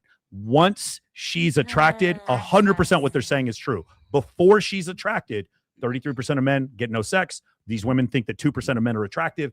The survey about 58% of women's sexual relationships are with the top 10% most promiscuous men. That's the reality we live in before she's attracted. Once she's attracted, I absolutely agree that the emotional vulnerability it counts, but we keep skipping that part. All right, And let me because throw- most women are not attracted to most men. Let me feel throw in my that's 2 where the cents here. Disconnect has been. Go I ahead. feel like the disconnect has been with that aspect of it. Yes. Well, that's the thing. Yes. See, that's the problem is everybody hears that like, don't you find emotionally available, vulnerable men attractive? And everyone's going to say yes.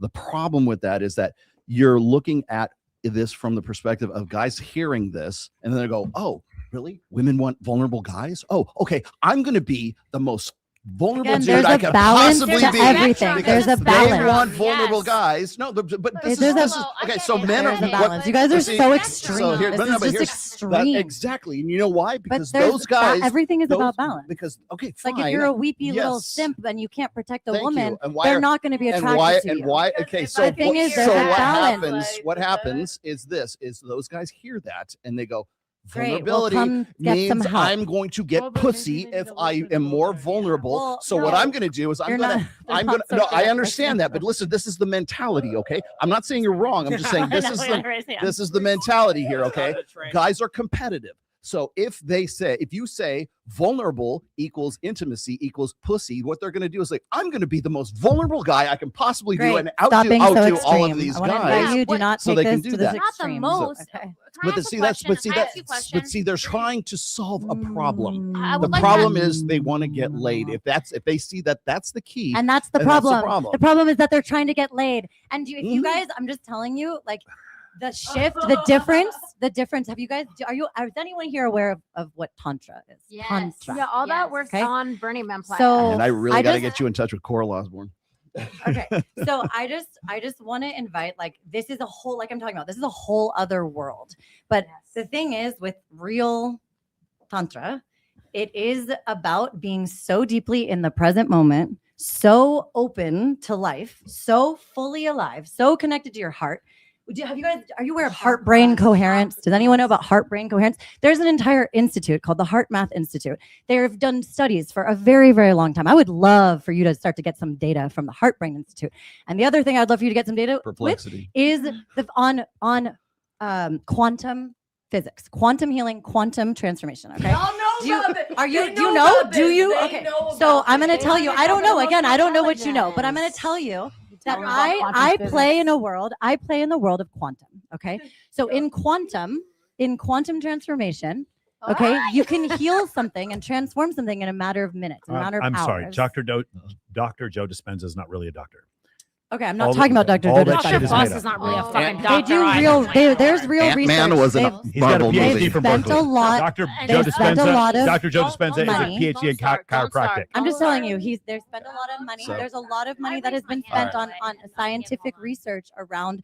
If you guys seriously don't have any idea about like the I research have behind absolutely quantum, looked up the quantum research. physics, quantum None of transformation. it. can get into And the- the let me- research let me- on quantum let me see- physics, hold on, let me the see if research I on can- quantum healing, there is no peer reviewed data on that Okay. whatsoever. We'll That's go ahead. adorable. We'll enter the quantum Um, realm in a moment. Let me this let me is- finish. this is- Let me finish answering Mark's question here. Okay. Okay. So when we're Still talking haven't when we're finished. talking about vulnerability here, okay. The only time vulnerability is in any way attractive is if that guy's predominant personality is already an alpha to begin with, okay? Because what happens is hear me out, when that woman drags that vulnerability out of that guy who is predominantly alpha, Oh my God, I love you. that is endearing. That is something that It is makes the that hottest makes- thing. It's yes, so sexy. because what it 100%. so what happens? The guy has Yes! Do you So- all agree with that? Are you? Yes. So, okay, no, this is interesting. So well, do you all it's like agree taming. that It's like taming it's Tarzan.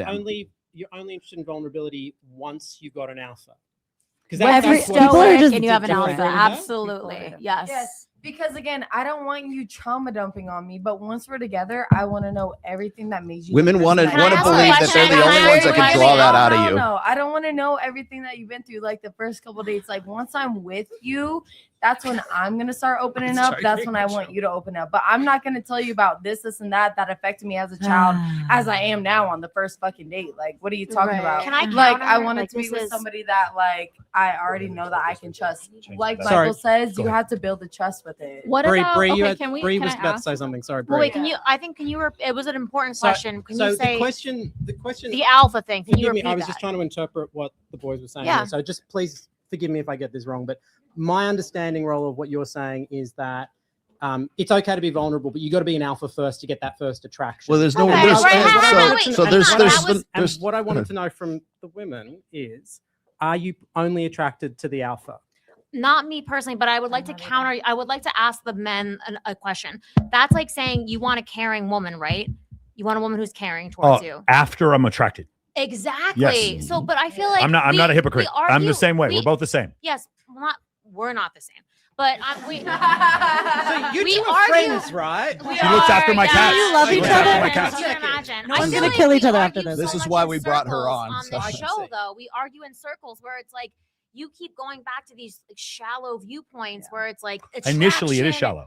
Initially, it is shallow. Then it becomes not shallow. Okay, Well, but okay, then- Bree, I when love you you. can- Bree, top it. I love you. My relationship with you is not shallow. It's Initially, not. It's not. That's the initially, when you and I met, we probably had some preconceived notions about one another, and then later on, we got to know each other as friends. Yes. That's my point. In the beginning, it is shallow. In the beginning, you do look at his shoulders and his biceps. But I didn't In the beginning, like or dislike you based on your No, no, no, no, attractiveness. no, I don't- I understand it. I I under- I didn't understand like it. you based on your viewpoints that you but espouse publicly. initially, That's but a the very different in the very thing. first moment, from an unfamiliar environment, when women are not giving most men attention, I'm not talking about you and me. For most people, in that case, it is shallow initially. But you're not staking on the same path. But this is a good point though. Why do you like me as a friend? What do you value in me as a friend? Because you're funny and you love cats like I do. And that's my point. When people say to me like, "How can you not agree with Michael on almost everything and still value his friendship?" All the things that I like and appreciate and value about you are none of the things that you're encouraging other people to be. Exactly. I like you because you're kind and you're Yes. caring. You think that's vulnerable and that's shitty. I don't have a because problem you're with kind and reliable. caring, I but think I you're just don't know. intelligent outside of this Again, shit. I totally agree with you. But the problem is, I'm saying that to do those things after she's attracted. That's all I'm saying. But we're not an having sex. aspect So of if we're not having sex and you're not looking at me as attractive or not, but you're still getting. Oh no, to this that is different. point. Your relationship with me is like with a dude. It's not the same thing. Well, okay, then we're getting at something here, but I don't think that you're only saying that you only truly value beyond the physical. No, if so you have no- it's a little weird. This is an interesting question because nobody's ever asked me this before. My friendships with girls that I am sleeping with, I'm also deeply friendship. Like I'd stay friends with them for a long time. I help them with their businesses. My exes, I have a really good relationship with all of them, even though we're not sleeping You do, together. I agree. So it's a little bit different for me, but most guys are not like me. Okay, I have a question because Red flag. Helen, I you was see the red brought flag? here.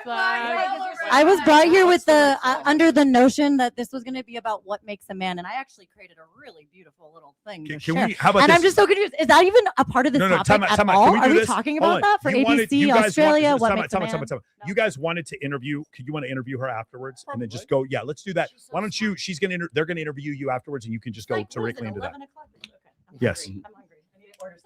Guys, I'm taking everybody to Peppermill after this. If you guys want to, I okay? love peppermill. Okay. Hey, can I ask a question? Go ahead, please. Yeah, Please go ahead, ask a question. please. One question that I have is we're talking about vulnerability.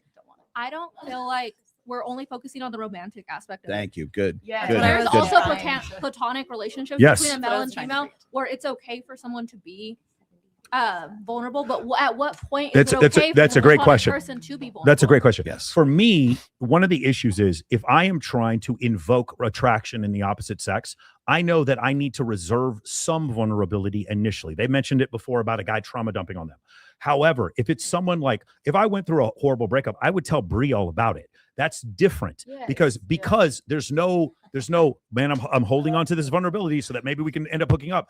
I'm aware and have had enough experiences with women to know there's a point at which vulnerability is maximally attractive, and it's maximally attractive once she's attracted to me, and generally after we've had sex once. That's generally when it's a little bit more effective. Off the rip, the first date, and I've actually seen guys do this. First date with a girl, but cheated on my last 3 girlfriends, and it was just really rough. But what I just want to, about- oh my what god! So I was about- like, you've been cheated on by your last 3 But girlfriends? what about our platonic friends? Because there's a lot of us in this room that have male friends that have never crossed that threshold of ever. They probably being would though. attractive. They probably would. Love each other. So I at what think- point in friendship? Ladies, is it your okay guy for friends. us to Who be- thinks your guy friends would No. all sleep with you? My Thank you. guy, No, my my guy guy friend friends is in wanna the sleep black with you. I know my horse, friends and would. I am Guy not friend, black. guy friends you think would sleep with you? would Your not. guy friend, raise your hand. You think your guy friends would sleep with you?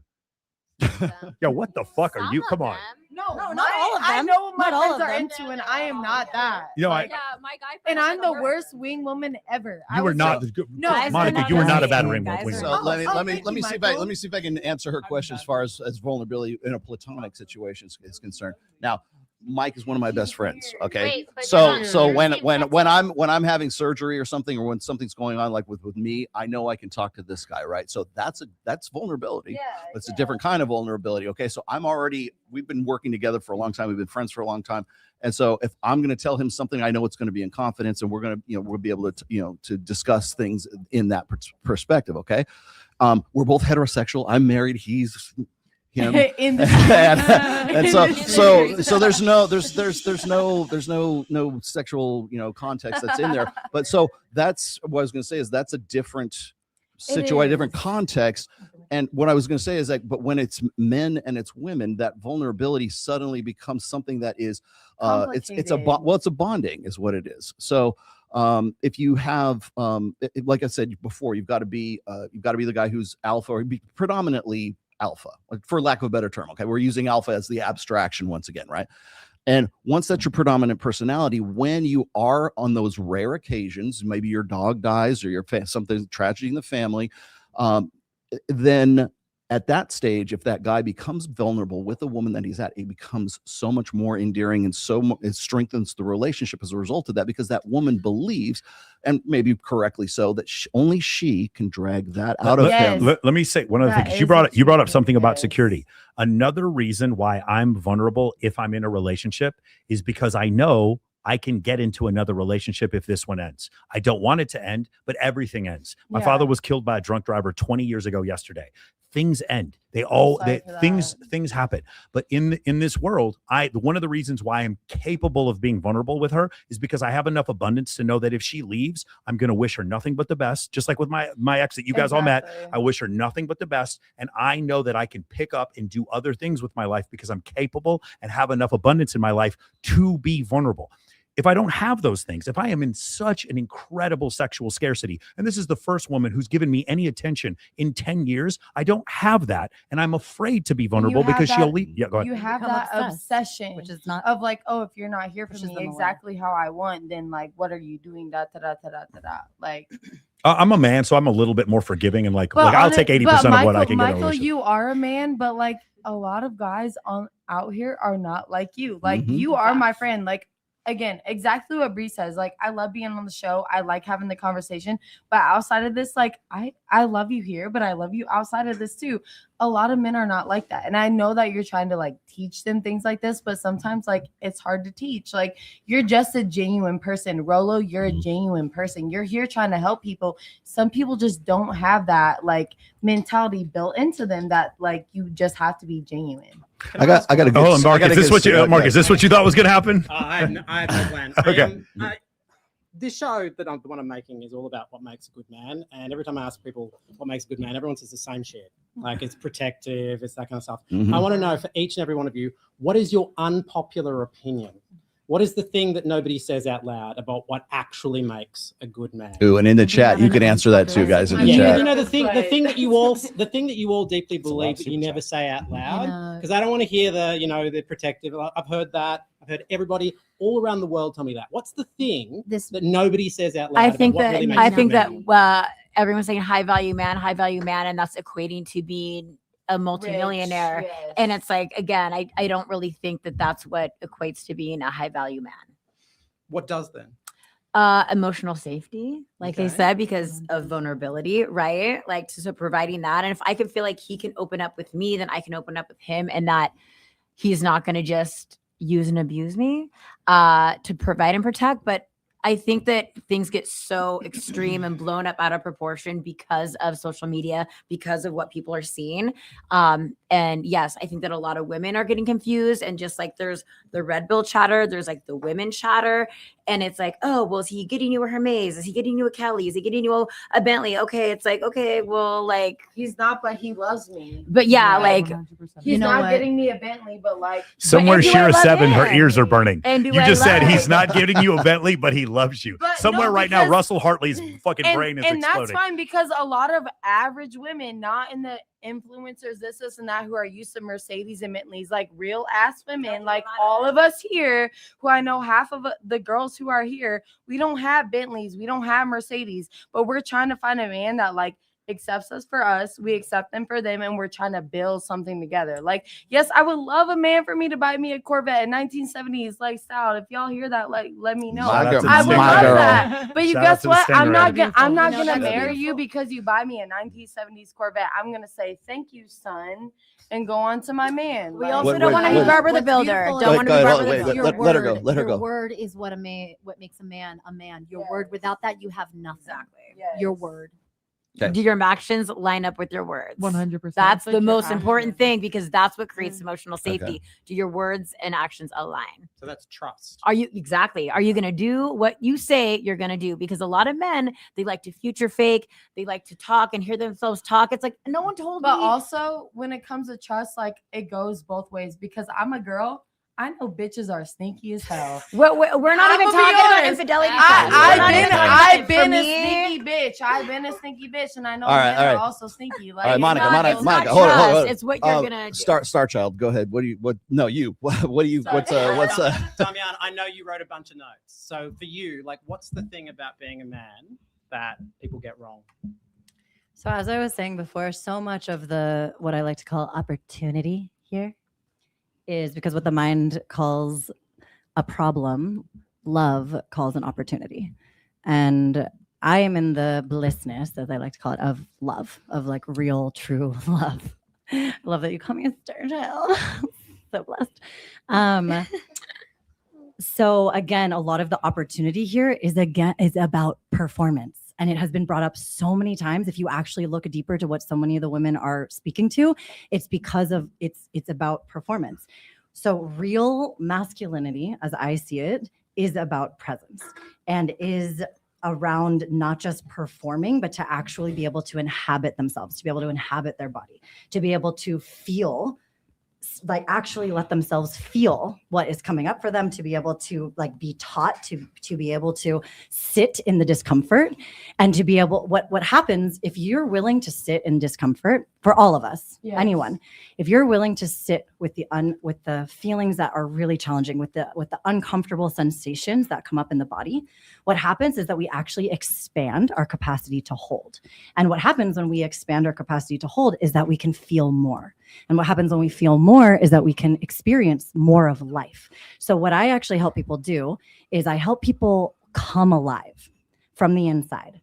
So what happens when we fully come alive and inhabit our bodies from the inside, we become multi-orgasmic and we are able to experience becoming orgasmic without sex. So here's the magic of why I am called an orgasmic oracle, why I created the orgasmic life method, is because what I help people do is to expand their capacity to hold pleasure. If you want to be able to feel pleasure and joy and orgasmic bliss and like all of these things that we want, be able to like even hold the amount of money that we want to have, to be able to hold the kind of relationship that we want to have. If you want to be able to feel those high highs, you have to be able to feel the lows. You have to be able to dive deep into the discomfort, to be able to feel the depths, be with the challenging emotions, to feel with all of that. And what that thing is of the darkness, like that thing that people are afraid of, like to be able to feel a lot, that void energy of like the numbness and the discomfort, that is the feminine. The feminine is the infinite void. That's from where all of you, no one came here without entering through the portal of a woman.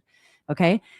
And the fact is, most of us are afraid of women because we're afraid of that void space. We're afraid of the darkness. We're afraid of the depths. We're afraid that if we let ourselves feel so much, it's going to take over us and we're not going to be able to ever escape it. We can't get out.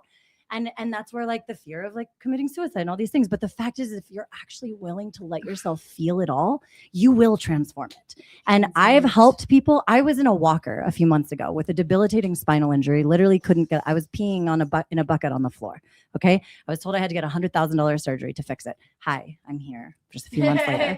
So you know what else I had? Endometriosis. Was told I had to have surgery or get on birth control and just live with the pain for the rest of my life. I healed that naturally. You know what else I've helped people heal? Everything you can imagine under the sun, from debilitating everything. Like, and the fact is you can say data and it's not whatever science, but I've experienced it over and over and over and over and over again. And the way that we do that is through being able to expand our capacity to feel. I feel that. I totally am picking up what you're laying down, girl, because trust me, I get it. I get that. And I do want more men to lean into that space because it would be the depths of passion would be amazing. I understand that on every level, but these guys aren't doing that. They're not leaning into that. I'm not telling you, great, perfect. I'm not telling you that you yeah. guys need to do that. I'm just offering another perspective. And the fact is if we can open ourselves up to expand our perception of reality, to actually see that what you want between, like the fact that you just want what's between a woman's thighs, right? The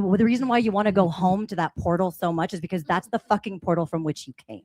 Okay. So the fact is that that's the portal from which all life comes. That's the portal that you came through. Okay, that's how you got to this planet. They want to go back home, No, girl. exactly. They wanna go back and home. and think about that. Think about To the that. woman. You want to go back home. Okay, what I'm literally helping people do is to actually go home. And the thing is when you go home, you realize that you don't actually need sex in the way that you thought you need sex. And then when you actually do make love and have sex later on, it's beyond your wildest dreams. Like I'm talking about sexual healing, sex How to magic. get her together with Janelle. So I'm talking about We real, gotta get like those, you know. infinite That would be orgasms. that I'm would be talking about. That I would can be an help infinite podcast. Everyone It would here go has the forever. ability to Yes, have it like would. infinite orgasms where Those you can men literally be in only exist orgasmic at bliss for Burn or hours and hours. Green Okay, so to be a real man is Perfect. to I don't go to to- Burning to Man and be- I experience to it, be so. a real man is to enter the void and be Come home. be multi-orgasmic. Got it. Okay, Come so home. Hold on, Christina, I wanna Christina, you want to re-ask the question again since we got a little off track? Let me ask the question. I want to know the unpopular opinion about what really makes a good man.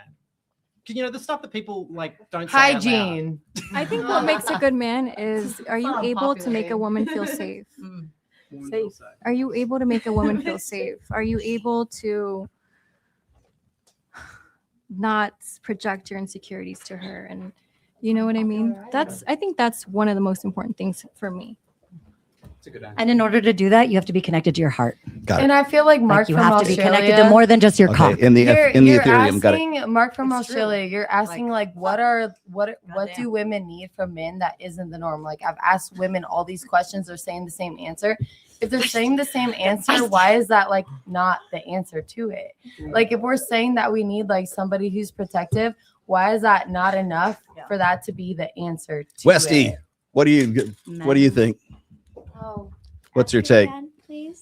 I wanted to know What's the maybe better way of looking at it. What's the unspoken thing you're looking for in a man? The unspoken thing when I'm looking for a man? So I've been in a few different relationships, and you know, I thought I needed a nice man. I needed someone who could provide for me. I needed someone who could protect me. I really thought that's what I needed. And then I would get with these men who were extremely nice to me and, you know, do XYZ for me. And it still wasn't enough. And it came to the realization, why is that not working if that's exactly what I'm looking for? I'm looking for a nice guy who doesn't yell at me or treat me terribly. He provides, he takes care of the bills, and, you know, is protecting me in a sense that I feel, quote unquote, safe when I'm with him.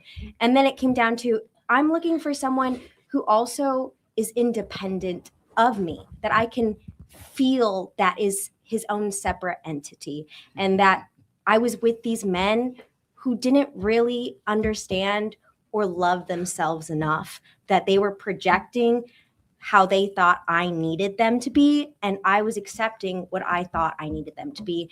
And we weren't compatible because it wasn't working, because I didn't love myself to realize that I needed someone could argue with, who didn't give me exactly what he said. Like Put you on everything. a pedestal. Well, he puts me on a pedestal, but he also is telling me when I'm wrong, when I do need to look better. And the honest truths are like, you know, I did an audition and he was like, you're not going to get the job in, you know, the outfit you're wearing. And how did he know that? Because he used to do the auditions, and he would be like, the way you look right now, you're not going to get it. And it was tough love, but it was in the sense that like I needed that. So what's the unspoken thing?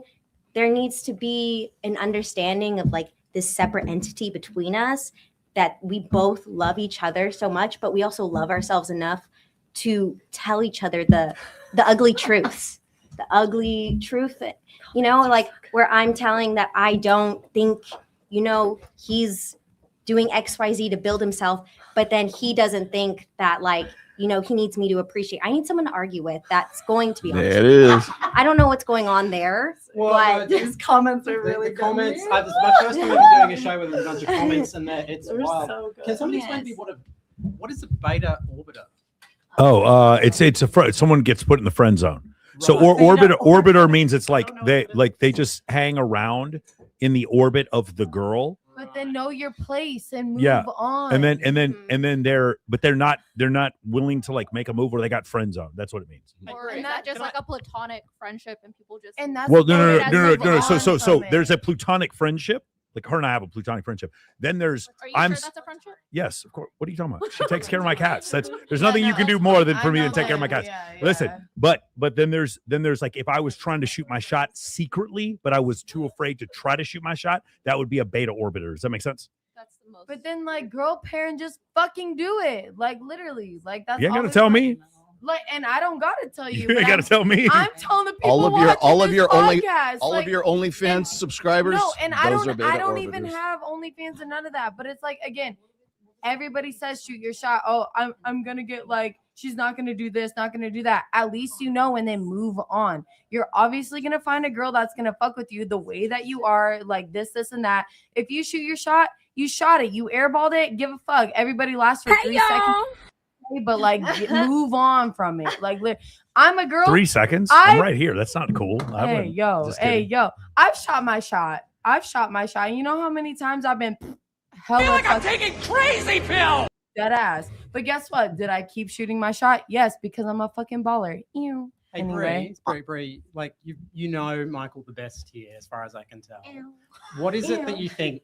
What is it you think? Sorry. Here we go. That is an insult. I'm sorry. This is awesome.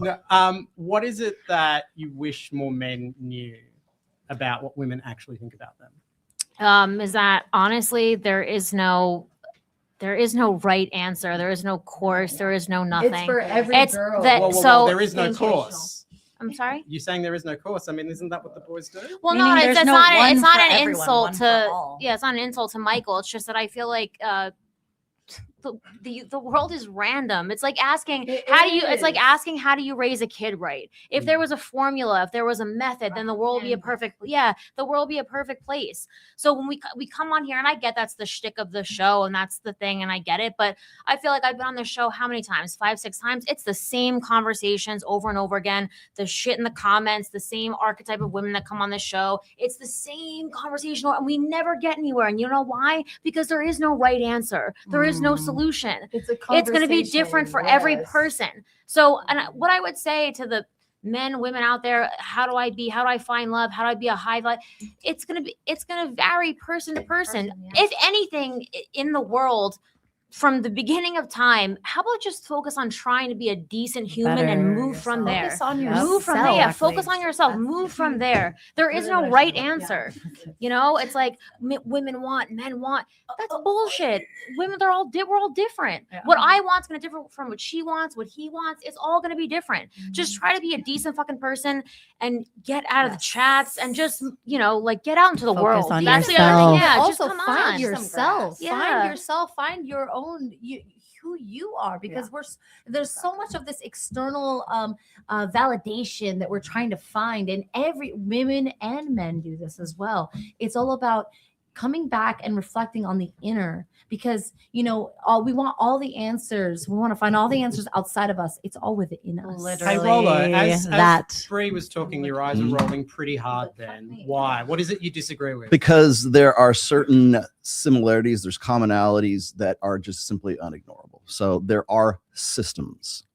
And so that's in nature, that's in human beings, that's in anything else. So there are certain things that are going to remain consistent. It's like saying we are just random acts of chaotic atoms just smashing together, and we're just coming together as everybody's different, and everybody is going to be some sort of chaotic mess of whatever it is that they just happen to luck of the world. And what that really is to me anyways is there's a difference between, I don't know if you're familiar with the phrases hyper agency versus hypo agency. Now hyper agency means I happen to the world.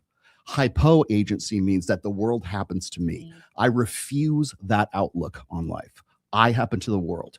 I enforce my will on the world to create law in the chaos to begin with.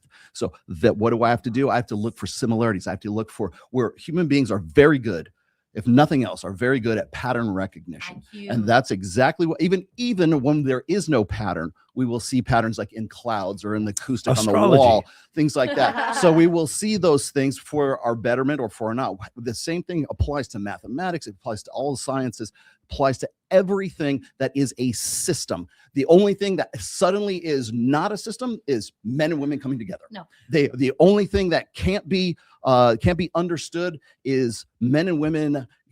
One random star over here finds this other random star over here is bullshit. We have men and women have similarities that have been going together, finding each other for 200,000 years right now. All right, but so by your those logic, are the systems. why is Michael not happily married, settled down with a woman with the children? Burn! Michael is very happy because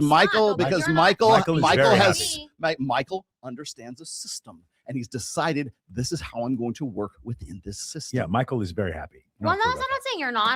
I'm not like denigrating your relationships. All I'm saying is that if there's like a one-stop shop that you're saying there's data and we can get here, don't you want to be married? Which you told me you want to be married. With children. So I want to be happy, right? And then maybe I would put children, and then maybe a pair bonded relationship with someone else, and then possibly married. But happy comes first. So do you want to have children before marriage then? What I'm saying is having children is a higher priority, which is not the highest priority for me, more than getting married, and then possibly not getting married at all. So you would rather have like a child with someone that you wouldn't want to get married No, with? well, maybe not get married, but I'm going to take care of my child. I'm going to be there all the time. And that's the thing that I feel like there's the disconnect coming between men and women is like women, we do think about marriage before wanting to have kids. I know it's not as Not like everyone generational. I know that a you're lot of getting into nowadays it's the specifics. opposite type of way, but there are girls that do want to get married before having kids. Get married, whatever. The difference between men and women right now is men speak the language of empiricism and women speak the language of emotionalism. And the problem is that the language of the universe right now happens to be emotionalism because women have decided that they are going to take control of the whole system right now. And who let decides? us? Yes, I'm not Who saying. let us? I'm not saying. women take control? I'm not saying it hasn't been. But here's so let me explain something to you. Whenever how dare you? Whenever the language of emotionalism encounters the language of empiricism, it always sounds like hate. That's why. That's the problem that you're having right now. And you want to know why the whole thing with the manosphere and masculinity, why we're in some sort of crisis right now, is because men are finally deciding that they see the code in the matrix right now. They understand in empirical sense. So they see the system and they understand that there's this one set of rules, one set of books, one set of understanding, and then there's this other set, and they're trying to play by this one, and it ain't working for them. So what they do is they have to come back over to another side, and that's the problem. When we're looking at, I think we were mentioning this when we were at Rolling Smoke, when we look at the difference between the political divide between men and women, we look at that 30-point skew towards the liberal side, while men have pretty much stayed the same when it comes to conservatism, right? If the normative state of our society right now is women's experience is the one that sets the global narrative for everybody, the fact that men aren't also up in that 30 skew, that seems like there's something wrong with guys. When guys don't cry at the end of Titanic, there's something retarded and there's something wrong with those guys because they can't relate with women's experience. So what do we say? You need to go to therapy. You need to go do these things. You need to become more female. And if you become more female, then you become more human. Why is that the benchmark? balance. Why is that the metric? But I don't think crying at the end of Titanic is feminine. Same as Marley and Me. Like if you cry at that, I don't think you're feminine at all. I feel like you're a human you can cry. person. What I'm saying is you can cry or not cry. Right. You can cry or so not so cry. what I'm saying is this is like when women say men are emotionally unintelligent, when women say that men are emotionally unavailable, when men have emotional problems and it's sexy when they go to therapy or whatever else, what they're saying is, wouldn't it be great if men could be more like us? Men are subhuman until they become more female. To be perfected as a human being is for men to be, in some cases, literally become female. Here's So the thing. That is not. Here's the thing, though, you guys. You just said this a minute ago. That the void and all that other bullshit that just came out of your mouth. I would love the whole thing. What that you just said. We all came out of the woman. That's the primary. I love that. That's what you received from it. That's not what I. No, said. what I'm receiving from that is what I'm receiving from that is that it's. Okay, I would love to just give you guys like a really, really simple thing to like recognize here, because it's not about men becoming more female. That's actually a huge misconception. It's not healthy either. It's not. It's about the balance. And the thing is, obviously, I know this is like a whole other world, and this might like make your guys' heads blow up or something. But the fact is like, I don't know if you guys ever heard of the idea of like a sacred union within, because what that is, like the original sacred union is the merging of the masculine and feminine within. If you guys look at the ancient technologies of the, whatever the, what's it called? The Michelangelo, like the painting where it's like shows, it's actual science, it's sacred geometry. It's the merging of the masculine and feminine. It's in the ancient cultures. It's in every single ancient culture from all over the world. I love this discussion. I think we should have a 3-hour discussion on I know, this. we need to stop. It's too long. However, while I do appreciate this discussion and this exploration, this is not peer-reviewed data, and that's why it's a little bit. You guys different. only talk about peer-reviewed data because that's bullshit. Because men value numbers and data and stuff. Where women, like, we take in the data, but we also take in the fact of being we're intuitive. We are intuitive. Men and women are different. We all agree. Period. It's not even a question. Okay. I just want to bring in like to like whatever close this out. That the most powerful thing that every single one of us could do, men, women, whether you're, trans. Whatever merging. That's what it's called now. Because you told me you're merging. You said to not. Well, I'm in between. I'm in between. I remember you said to not say the word. So I was. That's fine. No, we're 3 hours. We're after 15 minutes. You're good. You can talk about the painter in fucking Germany in 1939. At this point, nobody cares. All I want to say is that the most important thing that we could all be doing for ourselves, hands down, is to actually go in instead of always looking out, looking at blaming, shaming, focusing on the judgment, focusing on the comparison, focusing on what everyone else is doing. The most powerful thing that you could actually do to transform every single area of your life is to actually go in. I love it. And to take responsibility. Yeah. And the balance, which is is that merging that I was talking about, is the balance of the masculine and the feminine within. And in order to actualize real transformation in your life and experience a world that is, I can already tell, beyond anything you guys have ever experienced. And I would love to give you an experience someday if any of you were ever open to it. I don't know if my girlfriend would appreciate that. It's not sexual. It's not sexual. I'll bring you to multiple orgasms without sex. I'll show you. But I honestly feel like right now we're dancing in circles and getting absolutely nowhere. Time out. Damiana. I need you to do something. I need you to do something after this. I need you to go talk to Tyus, who owns the studio, and you need to expel all of this in a 3-hour show on your own. There's multiple there's 4 different studios in here. You need to do that. But unfortunately, there's 12 of us on the show, so we can't. I gotta get a super chat. Let me get his super chats real quick. Just Here we go. finding the balance between the two. That's I'm going to find the balance of the super chats right I now. think we should find the balance and close. Thank you for this.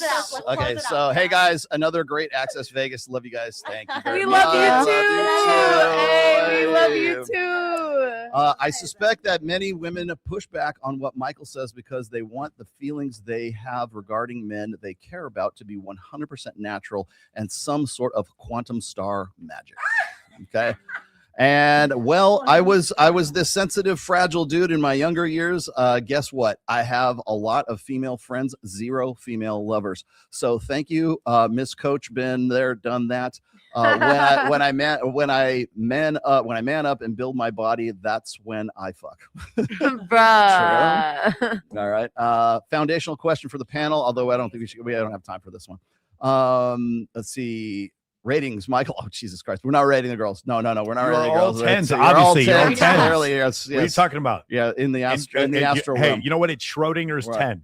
You're all 10. And that's an incel right there. Yes. All right. No one should listen to this hard child oracle nonsense. Too many words. Okay. And then was this the last one? Looks like. Here we go. Horoscope final boss. That's so funny. All right, you win. You win the super chat of the show with that last one. Final boss. All right, let's close out. All right, guys. Real quick. West. Yeah. I'm so happy you're here. Yeah, me too. Did you have a good time? I had an amazing time. I'm really glad you came back. I love having these wonderful discussions with various viewpoints, and everyone always has something to say. And I think it's, you know, a great debate. And the only way for us to ever really grow is to learn from each other. Agreed. Christina, we still can't believe you're here. It's fucking incredible. I know. It's a miracle. Huh? I came here. I think it's a miracle that I came here. It's actually AI. We literally said your name 3 times and you appeared. guys I think it was me. more than 3. Guys, for those of you who don't know, Christina has been on the cover photo for the show on like 6 different occasions and didn't show up. She didn't show up to any of them. I've hung out with her before, but I didn't know if she was a real person. I wasn't sure, and then I He if I thought I was just- AI one time. I thought she was. Yeah, it's not a real person. Do you have a good time? I had a great Will you come back? Yeah. Will you tell anyone In that you 10 talk- episodes. Will you tell anyone that you talk to this nonsense that they say Michael just has them on the show and embarrasses them? Just tell them this is ridiculous. Okay. tell Beautiful. them. Damiana, do you have a good time? Fantastic. Good. I'm so grateful. This was amazing. I really think you need to start a podcast. Do it. I think you need to do a live stream with a chat and then just go back and forth. Curious how you do this. It's real simple. We use StreamYard. Some people use OBS and Restream. It's something we can teach you. Also, they know how to do it here. And this is a very, very awesome, affordable studio. You should check it out. Michi, did you have a good time? I had a terrible time. No, I'm just kidding. You know, this is great. It was very insightful. I am actually really happy to experience Damiana and a lot of things that she had to say. I had a lot more to say, but I'm a patient woman. So you really Oh, we'll have you back on. We'll have you back on. We definitely want you to for come sure. back on. 100%. Monica, how you doing? Per usual, I had a great time. Monica, I do think you're a great wing woman. I don't know what you're talking about. Wait, okay, because my guy friends said I'm horrible because all the bitches they bring around are weird. So They're I tell just- them they're no, weird, Monica. and then they're like, They're just "Oh, Are you think kind of a they're bully? weird?" You're kind of a bully. I Yeah. am, but like I'm They looking bring out. that. I'm looking out. Don't you Like want the truth? Like, wouldn't you rather us tell you the truth than let you So, go so no, for I'm with you. nothing? So a good wing woman is this. Being physically attractive is important, but the great part of a wing woman is when I tell you something, you can't judge me. Like you have to Thank like, you. Yes. hey, Thank you. girl So- over there, I want to get with her. I need your help. But Like, if don't I judge heard me. if I heard what she was saying in the bathroom about you, wouldn't you want me to tell you what she's saying in the bathroom? Thank you. 100%. 100%. Bass player from Metallica. Wing woman. Bree, did you have a good time? No, but You didn't have I'm a good time? here because I'm your friend. Yes. I fucking love Bree. We bring you because you're an element of chaos. I got Agents of I got chaos. Willie down from like 22 pounds. He's Wait. down to 19 pounds. Can we say hi to Mother's Milk? Oh, Mother's Milk. Yeah, Mother's Laz Alonso. Milk. So Mother's Milk. Laz Alonso from the boys. The boys. Actually, I love you so I don't know if much. he's watching this episode, but he watched. But some of the Mother's Milk, when you got wrapped around that long ass Don't dick, say anything. like Don't I say felt anything. for Don't you. say ruin anything. it. Don't ruin It it. was season 3. It Oh, that's already right. happened. Okay. Yeah, Okay, that's right. okay, but I love you. All right. I'm tired. Can we? Jen, yeah, wrap of course. this up? Jen, Okay. what's going on? Yeah, watch The Boys is tremendous. The Boys is amazing. It's just not like the last season, but I've seen some of the first. You It need is- to see all the seasons. It is somehow the darkest and most woke show on TV. It is. It really is. It is the most woke show on TV, and it's incredibly dark. I I just love it. Homelander. Yeah. And What, Soldier Boy. what did you think of the show? Hey guys, we can hear you talking. We can hear you talking. Yeah, it always opens my mind up to different things to like think about. So it's really nice. Incredible. Cool. What'd you think? This is very interesting. Yeah? I mean, it was very interesting. Okay. I don't know what else. Did you have a good time? Yeah, he's good. I did. I mean, hearing other people's perspectives was cool. But That's what I it feel is, like- right? I feel like honestly, we danced in circles when it could have been more focused because I feel like everyone wanted to put their opinion out there, but no one actually made a single point. Well, here's the thing. In my opinion. when we clip this, when my clippers, shout out to Joe and Jaheel, when they clip this, it'll make coherent points. I hope so because I was confused. Yeah. What? Did you have a good time, Kara? Yeah, I had a great time. I love always like hearing like everyone's opinion. I'm personally like a man hater. Like I really like hate. She men. really does. Like, She's like, hella against I men. like a man will come up to me in public and they'll be like, How they'll dare be you. Like, okay, cool. Like, What if a girl introduced you to a man? Would you still be like that? yeah, like She's I've had more like had that. friends introduce me to men before, and like She's they're just the very biggest picky. thing, like- Are you Okay, no, I'm not lesbian. I mean, I used to be. I love men, but they have to be like at least 6'2", dark chocolate, athletic. Like How dark are we talking? The darker, the better. Okay, now we have a clear The darker understanding. the My berry, friends have put up sweet the as Can percentage can you stats guys put a 0.0%. raise your hand in the chat with your skin color so we can black. we can go ahead and hit you up with. I Kara feel right like there. I just took a bath in battery acid. 11 too. He has to be 6'11" and You black. have to be taller than me, or else idea. Why would I want to ride? Kira. Kira, I'm going to a bunch of summer league parties, so we should exchange. Listen, if you are a minority, you are Kira's priority. All right. It's literally my type. My friends have like done the percentage and everything. Like my type is like 0.00. Yeah, no, our guy friends did all the math for us. It's Yeah. 0.0001%. If you are brown, then Kira is down. These bitches to go to hell. Hey, Kira, you want to look at my journal real quick? I have Oh all my the God, here we tips. go. All right, let's Let do me Brian. send that. Brian, what was this what you expected, Brian? Australia. Was this what you Mark, expected, guys? let's go Australia. This was extremely eye-opening. Thank you for letting me back. Yeah, anytime. I am, well, I've got an undrunk thing of tequila here that really wants to get drunk. He's gonna get drunk. Welcome to Vegas. All right, incredible. We got through all the super chats. Yes, we are. Okay. We're ready to go. All right, for everybody else who's out there, we really appreciate you watching us. There's a ton of super chats. I didn't expect got that. to yours. A lot of people watching. Like I said, this Friday I'm going to start live streaming. Please come check me out. I would really appreciate if you guys would go on my X, go on my I haven't started my Kick yet, but my Rumble. Please, because I never know if YouTube is going to get rid of me. I never know if Instagram is going to get rid of me. So please help me out and check out these other. We'll be on Kick by next show. Yeah. And then the other thing about Kick is that if I say things that are like a little bit more real, that I'm not going to get kicked off of YouTube, I can say that on Kick. So I do appreciate you guys if you want to check that out. And Bree can be there as well and chastise. Tell us how real everything is. Chastise me from minute to minute. All right. So I appreciate you guys checking us out. Remember, June 3rd in Los Angeles, we're going to be doing Babes in Toyland. And then August 6th in Las Vegas, we're going to be doing Babes in Toyland again. Yeah. And then for those of you guys who are interested, Swimsuit USA's World Championship is the 3rd week of October. I'm going to be there. I've got 3 prelims that I'm going to be hosting. If you guys are interested in being part of that, you guys can talk to the people at Swimsuit USA. I love those people. They're terrific. And I will see. I think that's pretty much it. All right, guys. Thank you guys for joining us. Thank you all you ladies. Yay. This is terrific. Let's all get to know each other. Love you guys.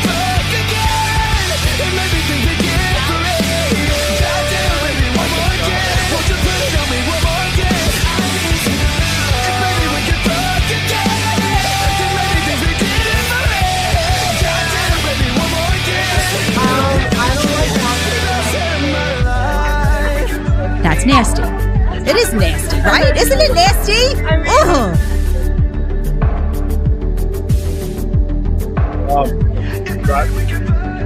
Who wants to go to Peppermill? You want to go to Peppermill? Michi, do you want to go to Peppermill? Wants you to have the baby. Yeah. Definitely not. Mark, if you want the